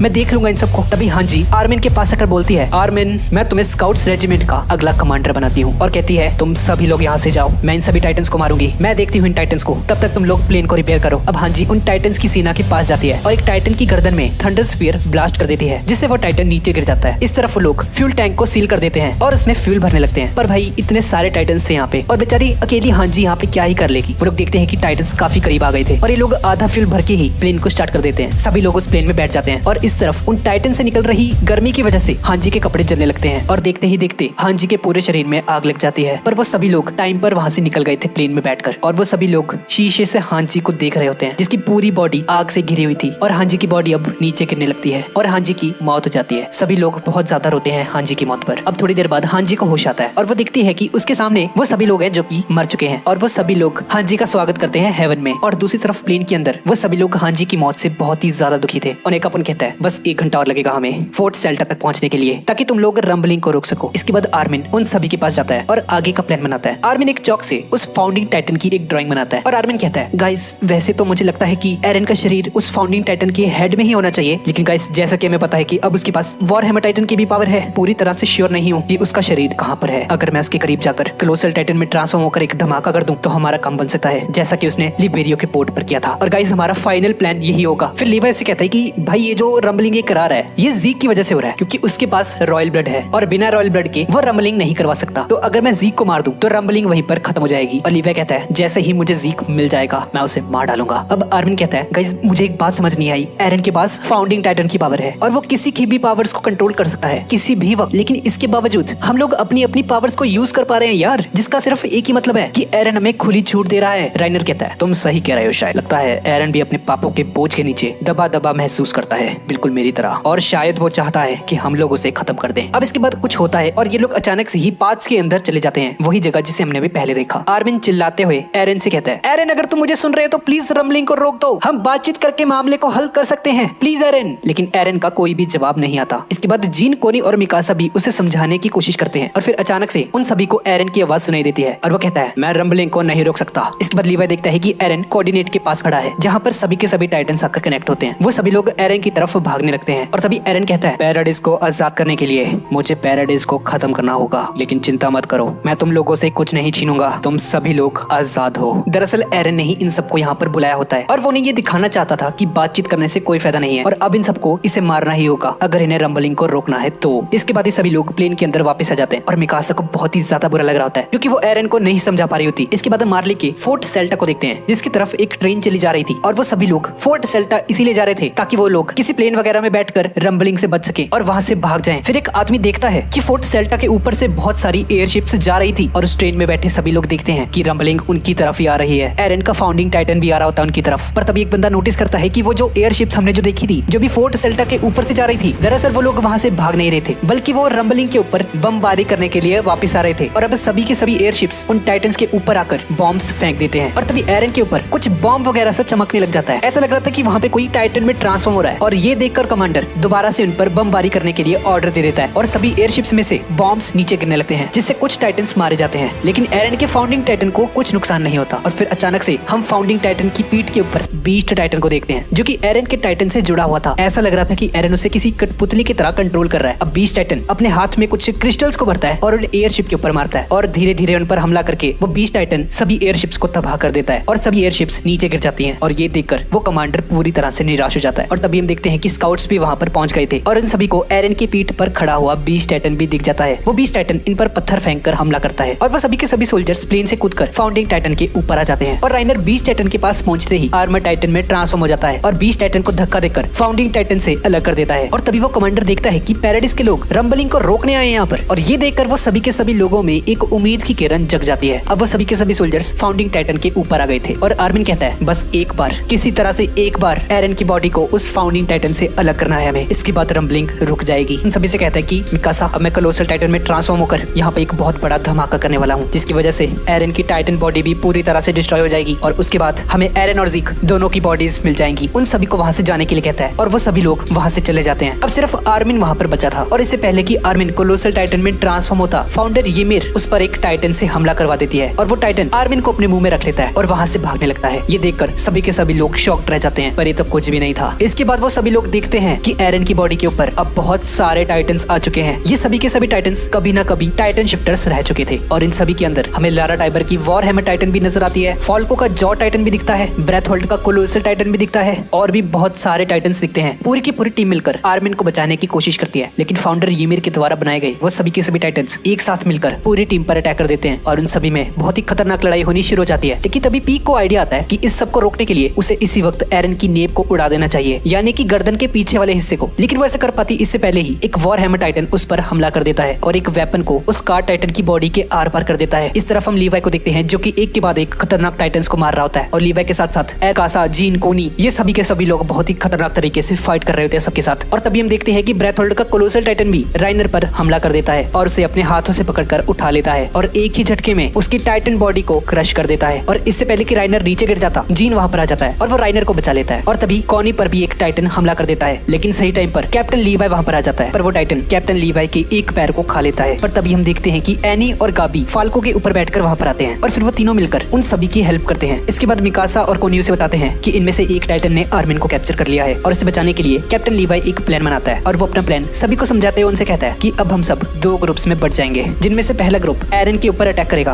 और उसकी नेब पर अटैक करके उसे रोकने की कोशिश करेगा और दूसरा ग्रुप आर्मिन को बचाएगा। ये सुनकर मिकासा थोड़ी सी घबरा जाती है क्योंकि अगर वो लोग एरन की नेब के ऊपर हमला करेंगे तो उससे एरन मर जाएगा। लेकिन जीन उसे कहता है मैं जानता हूँ तुम्हें बुरा लग रहा है, लेकिन हमारे पास और कोई चारा नहीं है, एरन को मरना होगा, प्लीज समझो इस बात को, सिर्फ यही तरीका है रंबलिंग को रोकने का। इसके बाद वो सभी लोग ऐसा ही करते हैं और जीन कुछ सोल्जर्स के साथ मिलकर एरन की नेब के ऊपर अटैक करने जाता है और दूसरा ग्रुप जो कि मिकासा और कोनी है वो राइनर की हेल्प करने जाते हैं और एनी भी अपने फीमेल टाइटन वाले रूप में आ जाती है और कैप्टन लीवाई और गाबी फाल्को के ऊपर ही रुकते हैं क्योंकि लीवाई बहुत ही ज्यादा जख्मी हो गया था अभी, उसकी एक टांग खाली गई थी। इसके बाद हम आर्मिन को देखते हैं जहाँ आर्मिन की कॉन्शियसनेस अपने सामने अपनी बॉडी को देखी होती है और आर्मिन अपनी बॉडी से चिल्लाकर कह रहा होता है, मेरे सारे साथी राइनर, जीन, कोनी, पीक, एनी और मिकासा सब लोग बाहर लड़ रहे हैं और तू यहाँ पर बेहोश पड़ा है, सब लोग मरने वाले हैं, उठ जल्दी। और बाहर हम देखते हैं कि रंबलिंग जारी है और उनके सामने बहुत सारे लोग अपनी जान बचाकर भाग रहे होते हैं। वहाँ से हर तरफ दहशत का माहौल था। अब इसके बाद आर्मिन उसी कोऑर्डिनेट वाली जगह पर आ जाता है और वहाँ पर उसे जीक नजर आता है जहाँ पर जीक उन्हीं सभी टाइटन्स की बॉडी को बना रहा था। वो सभी टाइटन्स जो अभी बाहर हैं और उन सभी से फाइट कर रहे हैं। अब जीक आर्मिन को फाउंडर ईमिर के बारे में सब कुछ बताता है कि कैसे 2000 साल पहले ईमिर को उसकी पावर्स मिली और वो किस तरह से टाइटन बनी और कैसे उसने राजा फ्रिट्ज से शादी करी। पर ये सब सुनकर आर्मिन जीक से कहता है, पर मुझे एक चीज समझ नहीं आई कि अगर ईमिर के पास इतनी सारी पावर्स हैं और वो अपनी पावर से कुछ भी कर सकती थी तो वो राजा फ्रिट्ज की गुलाम क्यों थी। दोस्तों इसका असली रीजन ये था कि ईमिर राजा फ्रिट्ज से प्यार करती थी, इसीलिए वो उसकी गुलाम बनी हुई थी। लेकिन जैसा कि पहले हमने देखा कि एरन ने ईमिर को समझाया कि वो किसी की गुलाम नहीं है और उसे कोई जरूरत नहीं है राजा फ्रिट्ज की बातें मानने की, वो आजाद है। इसलिए अब वो एरन के साथ मिल गई और उसने रंबलिंग को शुरू कर दिया। और अब इसके बाद जीक वहाँ पर कुछ पुराने टाइटन इनहेरिटर्स को बुलाता है जिनमें जीक के फादर गिरिशा, मार्सिल, पोर्को, एरन क्रूगर ये सभी के सभी होते हैं। और हम बाहर देखते हैं जहाँ पर वो सभी लोग उन टाइटन से फाइट कर रहे होते हैं। लेकिन तभी हम देखते हैं कि उनमें से कुछ टाइटन्स उन सभी की हेल्प करने लगते हैं और वो दूसरे टाइटन्स के ऊपर ही हमला करना शुरू कर देते हैं। आर्मिन जीक को समझाता है कि लाइफ बहुत ही ज्यादा खूबसूरत होती है और हमें इसकी वैल्यू करनी चाहिए। हम सभी लोग शांति से जीना डिजर्व करते हैं, इसीलिए हमें रंबलिंग को इसी वक्त रोकना होगा। और जीक उसकी बात मान जाता है। ये सभी वही सारे टाइटन्स थे जिसे जीक ने बुलाया था। ये देखकर हमारे हीरो शॉक्ड रह जाते हैं कि ये क्या हो रहा है भाई, ये हमारी मदद क्यों कर रहे हैं। अब इसका फायदा उठाकर वो सभी के सभी लोग उसी टाइटन के पास जाते हैं जिसने आर्मिन को खाया होता है और मिकासा उस टाइटन के ऊपर अटैक करके उसके मुंह से आर्मिन को छुड़ा लेती है। और आर्मिन उस टाइटन से बाहर निकलकर उन्हें बताता है, गाइस ये जो टाइटन्स हमारी हेल्प कर रहे हैं ये सभी जीक ने बुलाए हैं। और तभी जीक वहाँ पर आता है और उन सभी को हेलो कहता है और वही कितना। पर तभी लीवाई उसको देखकर गुस्से से भर जाता है और लीवाई बिजली की तेजी से जीक के पास आता है और उसकी गर्दन को उड़ा देता है जिससे जीक की मौके पर ही मौत हो जाती है। और अब क्योंकि जीक मर चुका है तो अब रॉयल ब्लड ना होने की वजह से वो सभी टाइटन्स ऑफ होने लगते हैं। सभी के सभी कोलोसल टाइटन्स वहीं पर रुक जाते हैं और रंबलिंग वहीं पर रुक जाती है। और तभी जीन सही मौका देखकर सीधा एरन की नेप के पास जाता है और वहाँ पर कुछ बॉम्ब्स रखकर उन्हें एक्टिवेट कर देता है जिससे कि एक ही ब्लास्ट में एरन की बॉडी का एक बहुत बड़ा हिस्सा ब्लास्ट हो जाता है और एरन की फाउंडिंग बॉडी वहीं पर ढेर हो जाती है और एरन का सिर नीचे जमीन पर गिरता है। पर तभी हम देखते हैं कि उस फाउंडिंग टाइटन का पैरासाइट सीधा जाकर एरन के हेड से फिर से जुड़ने की कोशिश करता है। ये पैरासाइट वही है जो कि फाउंडिंग टाइटन्स की पावर को पोजेस करता है और अगर ये एरन के साथ दोबारा से मिल गया तो ये फाउंडिंग टाइटन्स की पावर को फिर से एक्टिवेट कर देगा एरन के अंदर और इसीलिए राइनर उस पैरासाइट को पकड़ लेता है और एरन के सर से जुड़ने से उसे रोकता है। इसके बाद आर्मिन ये फैसला करता है कि वो यहीं पर उसका ट्रांसफॉर्मेशन करेगा जिससे कि वो एक बहुत बड़े ब्लास्ट में इन सबको खत्म कर सके और इसके लिए वो उन सभी के सभी लोगों को अपने से दूर भेज देता है। पर राइनर वहीं पर रुकता है क्योंकि उसने पैरासाइट को पकड़ रखा होता है और तो और उसका टाइटन आर्मर कोलोसल टाइटन के ब्लास्ट को बर्दाश्त कर सकता है। और तभी आर्मिन कोलोसल टाइटन में ट्रांसफॉर्म होता है जिसकी वजह से वहाँ पर एक बहुत बड़ा ब्लास्ट होता है जिसकी वजह से एरन की बॉडी के साथ साथ वहाँ पर सभी के सभी जो कोलोसल टाइटन थे वो सभी भी खत्म हो जाते हैं। सभी को लगता है कि उन्होंने एरन को खत्म कर दिया और वो सभी के सभी लोग अपनी अपनी फैमिलीज के पास जाने लगते हैं और सभी लोग अपने अपने पेरेंट्स से मिलते हैं। लेकिन थोड़ी देर बाद ही हम लोग देखते हैं कि एरन एक बार फिर से अपने टाइटन में ट्रांसफॉर्म हो जाता है और उसका ये नया टाइटन कोलोसल टाइटन जितना बड़ा होता है और साथ ही साथ उसका फाउंडिंग टाइटन की पावर वाला जो वो पैरासाइट था वो अपने में से एक गैस रिलीज कर देता है और ये वही गैस होता है जिसकी वजह से ये सभी के सभी लोग सूंघकर टाइटन्स में बदल जाते हैं। ये गैस सभी के सभी एलियंस तक पहुंच जाती है और एरन उन सभी को टाइटन्स में ट्रांसफॉर्म कर देता है। इसके बाद वो फाउंडिंग टाइटन पैरासाइट फिर से एरन से जुड़ने जाता है। एरन भी उसकी तरफ बढ़ता है लेकिन राइनर उस पैरासाइट को फिर से पकड़ लेता है और आर्मिन कोलोसल टाइटन बनकर एरन को रोकता है और उन दोनों में बहुत ही खतरनाक फाइट होनी शुरू हो जाती है। ये दो कोलोसल टाइटन्स के बीच की फाइट थी और ये बहुत ही ज्यादा खतरनाक लग रही थी। अब मिकासा देखती है कि उसके साथी सोल्जर्स के पेरेंट्स टाइटन्स बन चुके थे जिसकी वजह से मिकासा बहुत ही ज्यादा दुखी हो जाती है। मिकासा बस वापस अपने घर जाना चाहती थी। वो इन सब चीजों से थक चुकी थी बुरी तरह से। और इस तरफ आर्मिन और एरन के बीच में बहुत ही खतरनाक फाइट चल रही होती है और तभी मिकासा एरन से माफी मांगती है और कहती है, सॉरी एरन, मुझे तुम्हारी बहुत ज्यादा याद आएगी। और फिर मिकासा फाल्को और लीवाई से कहती है कि एरन का सिर उसके टाइटन के मुंह में है और लीवाई सीधा एरन के पास जाकर सीधा उसके मुंह में थंडर स्फीयर ब्लास्ट कर देता है जिससे कि उसके दांत में छेद हो जाता है और उसी छेद के जरिए मिकासा उस टाइटन के मुंह के अंदर जाती है जहाँ उसे एरन दिखता है और मिकासा हंसते हुए एरन की गर्दन काट देती है और एरन मरने से पहले आखिरी बार मिकासा को देखता है और अपनी आंखों को बंद कर लेता है। और अब एरन के मर जाने की वजह से रंबलिंग वहीं पे रुक जाती है और सभी के सभी टाइटन्स वाफ बनकर उड़ जाते हैं। अब इसके बाद हम एरन और आर्मिन को देखते हैं जो कि अपने बच्चे वाले रूप में थे और अब एरन आर्मिन को सब कुछ बताता है कि अटैक टाइटन फ्यूचर देख सकता है और पहले उसने जो आर्मिन की पिटाई की थी वो दरअसल उसने ऐसा इसलिए किया क्योंकि वो उसे और मिकासा को खुद से दूर करना चाहता था ताकि जब वो मरे तो उन्हें ज्यादा दुख ना हो। तो अब एरन का प्लान यही था कि एरन के दोस्त उसे मारकर रंबलिंग को रोक दें जिससे कि पूरी दुनिया की नजर में पैराडाइस के लोग लोग हीरो बन जाएं और सब लोग उनकी रिस्पेक्ट करें। अब एरन आर्मिन को उस जगह पर ले जाने लगता है जहाँ जाने के सपने वो लोग बचपन में देखा करते थे। अब सबसे पहले एरन आर्मिन को एक वोल्केनो के पास लेकर जाता है और फिर एरन आर्मिन को ymir के बारे में बताता है कि टाइटन पावर अभी तक इसलिए जिंदा है क्योंकि ymir 2000 सालों के बाद भी राजा फ्रिट्ज की गुलाम बनी हुई है और उसके आदेशों का पालन कर रही है। उस राजा फ्रिट्ज ने हमेशा ymir को टॉर्चर किया, लेकिन वो फिर भी उसकी बातें मान रही थी। और जिस वक्त एरन ने ymir को टच किया था तो उसे पता चला कि ymir असल में राजा फ्रिट्ज से प्यार करती थी, इसलिए आज भी वो उसकी गुलाम बनी बैठी है और इंतजार कर रही है कि कोई आएगा और उसे इस टॉक्सिक लव से आजादी दिलवाएगा। और आखिर में उसे वो इंसान मिल गया जो कि थी मिकासा। और यही सब एरन ने उस दिन देखा था जब उसने हिस्टोरिया के हाथ को किस किया था। अब एरन आर्मिन को कहता है कि उसका दिमाग खराब हो चुका है क्योंकि उसके पास जो फाउंडिंग टाइटन की पावर है उसकी वजह से उसे पास्ट, फ्यूचर और प्रेजेंट एक साथ दिखाई देते हैं। और ऐसी बहुत सारी चीजें हैं जो कि एरन ने अपनी मर्जी से की थी, जिसमें इंक्लूड थी उस दिन जब ब्रेथहोल्ड क्रोसल टाइटन की बॉडी से बाहर निकल गया था तो उस दिन एरन ने ही स्माइलिंग टाइटन को, जो कि और कोई नहीं बल्कि डियाना ही थी, तो एरन ने उस टाइटन को खुद अपने घर की तरफ भेजा था ताकि वो एरन की मदर को खा सके। और हमें पता चलता है कि एरन ने ये खुद ही किया था। भाई इसने ऐसा क्यों किया, ये मतलब क्या है ये? और ये सुनकर आर्मिन शॉक्ड रह जाता है कि भाई क्या ही इंसान है तू। अब ये दोनों एक समुंदर के किनारे आ जाते हैं और आर्मिन उसे बहुत कुछ सुनाता है कि भाई क्या यार ये तूने क्या कराया है, तू पागल वगल है क्या? और तू मिकासा की फीलिंग्स को इग्नोर कैसे कर सकता है? तुझे पता नहीं है उसने कितनी बार अपनी जान को जोखिम में डाला है तुझे बचाने के लिए? दरअसल मिकासा और एरन का चक्कर चल रहा होता है। अब एरन रोने लग जाता है और कहता है वो नहीं चाहता कि मिकासा उसे कभी भी भूले और वो उसे किसी दूसरे लड़के के साथ भी नहीं देख सकता। और वो ये भी कहता है आर्मिन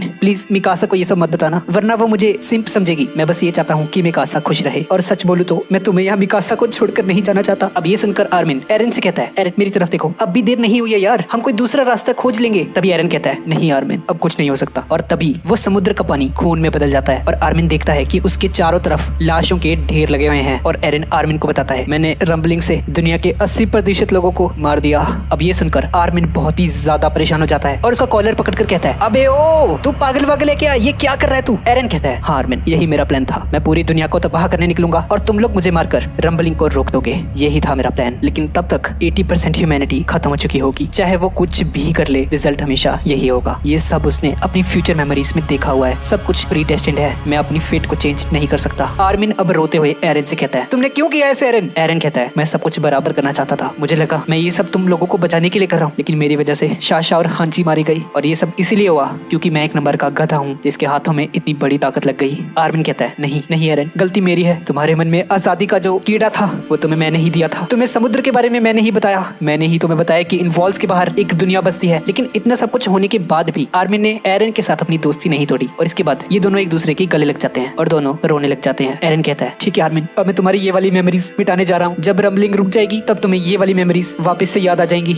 मैं नर्क में तुम्हारा इंतजार करूंगा, फिर से मुलाकात होगी, हम लोग हमेशा साथ रहेंगे। इसके बाद हम वापस प्रेजेंट में आ जाते हैं जहाँ आर्मिन नीचे जमीन पर पड़ा होता है और उसे ये सब मेमोरीज याद आ जाती हैं। अब मिकासा आर्मिन के पास एरन का सिर लेकर आती है और अपने दोस्त को मरा हुआ देखकर आर्मिन जोर जोर से रोने लग जाता है और वो मिकासा को बताता है कि एरन ने उसे सब कुछ पहले ही बता दिया था कि मिकासा उसे मार देगी और पूरी दुनिया से टाइटन पावर का नामो निशान मिट जाएगा और बाकी वो जो लोग प्योर टाइटन्स में बदल गए थे वो सभी लोग वापस इंसान बन जाएंगे। और गाइस तभी हमें पता चलता है कि एरन ने इन सभी लोगों से कुछ न कुछ बातें की होती हैं जो कि अब एरन के मरने के बाद इन सभी लोगों को याद आने लगती हैं। कोनी को एरन ने बताया था कि उसकी मदर वापस से इंसान बन जाएगी और उसने एनी को एक लंबी और हैप्पी लाइफ जीने के लिए कहा था। और तभी हम लीवाई को देखते हैं जो कि एक पत्थर के सहारे बैठा होता है और उसे अपने सामने अपने सभी शहीद साथियों की प्रोजेक्शन नजर आती है और वो सभी लोग लीवाई को सल्यूट करते हैं और लीवाई भी उन्हें सल्यूट करता है। और हम देखते हैं कि पहली बार लीवाई की आंखों में आंसू आ जाते हैं। मिकासा अब आर्मिन से कहती है कि वो जा रही है, ये लोग तो मुझे एरन को ठीक से दफनाने भी नहीं देंगे, अब मैं एरन को उसी पेड़ के पास लेकर जा रही हूँ जिसके नीचे बचपन में वो सो जाया करता था। अब मिकासा वहाँ से चली जाती है और उसे रास्ते में ymir मिलती है और अब ymir भी सोचती है कि अगर उसने उस दिन राजा फ्रिट्ज को मर जाने दिया होता और वो तीर आकर उसे नहीं राजा फ्रिट्ज को ही लगता तो उसकी जिंदगी काफी बेहतर हो सकती थी। और अब जैसे कि मिकासा ने हिम्मत दिखाकर अपने ही प्यार एरन को मार डाला, ये देखकर ymir भी राजा फ्रिट्ज की गुलामी से खुद को आजाद कर लेती है और यही उसका प्लान था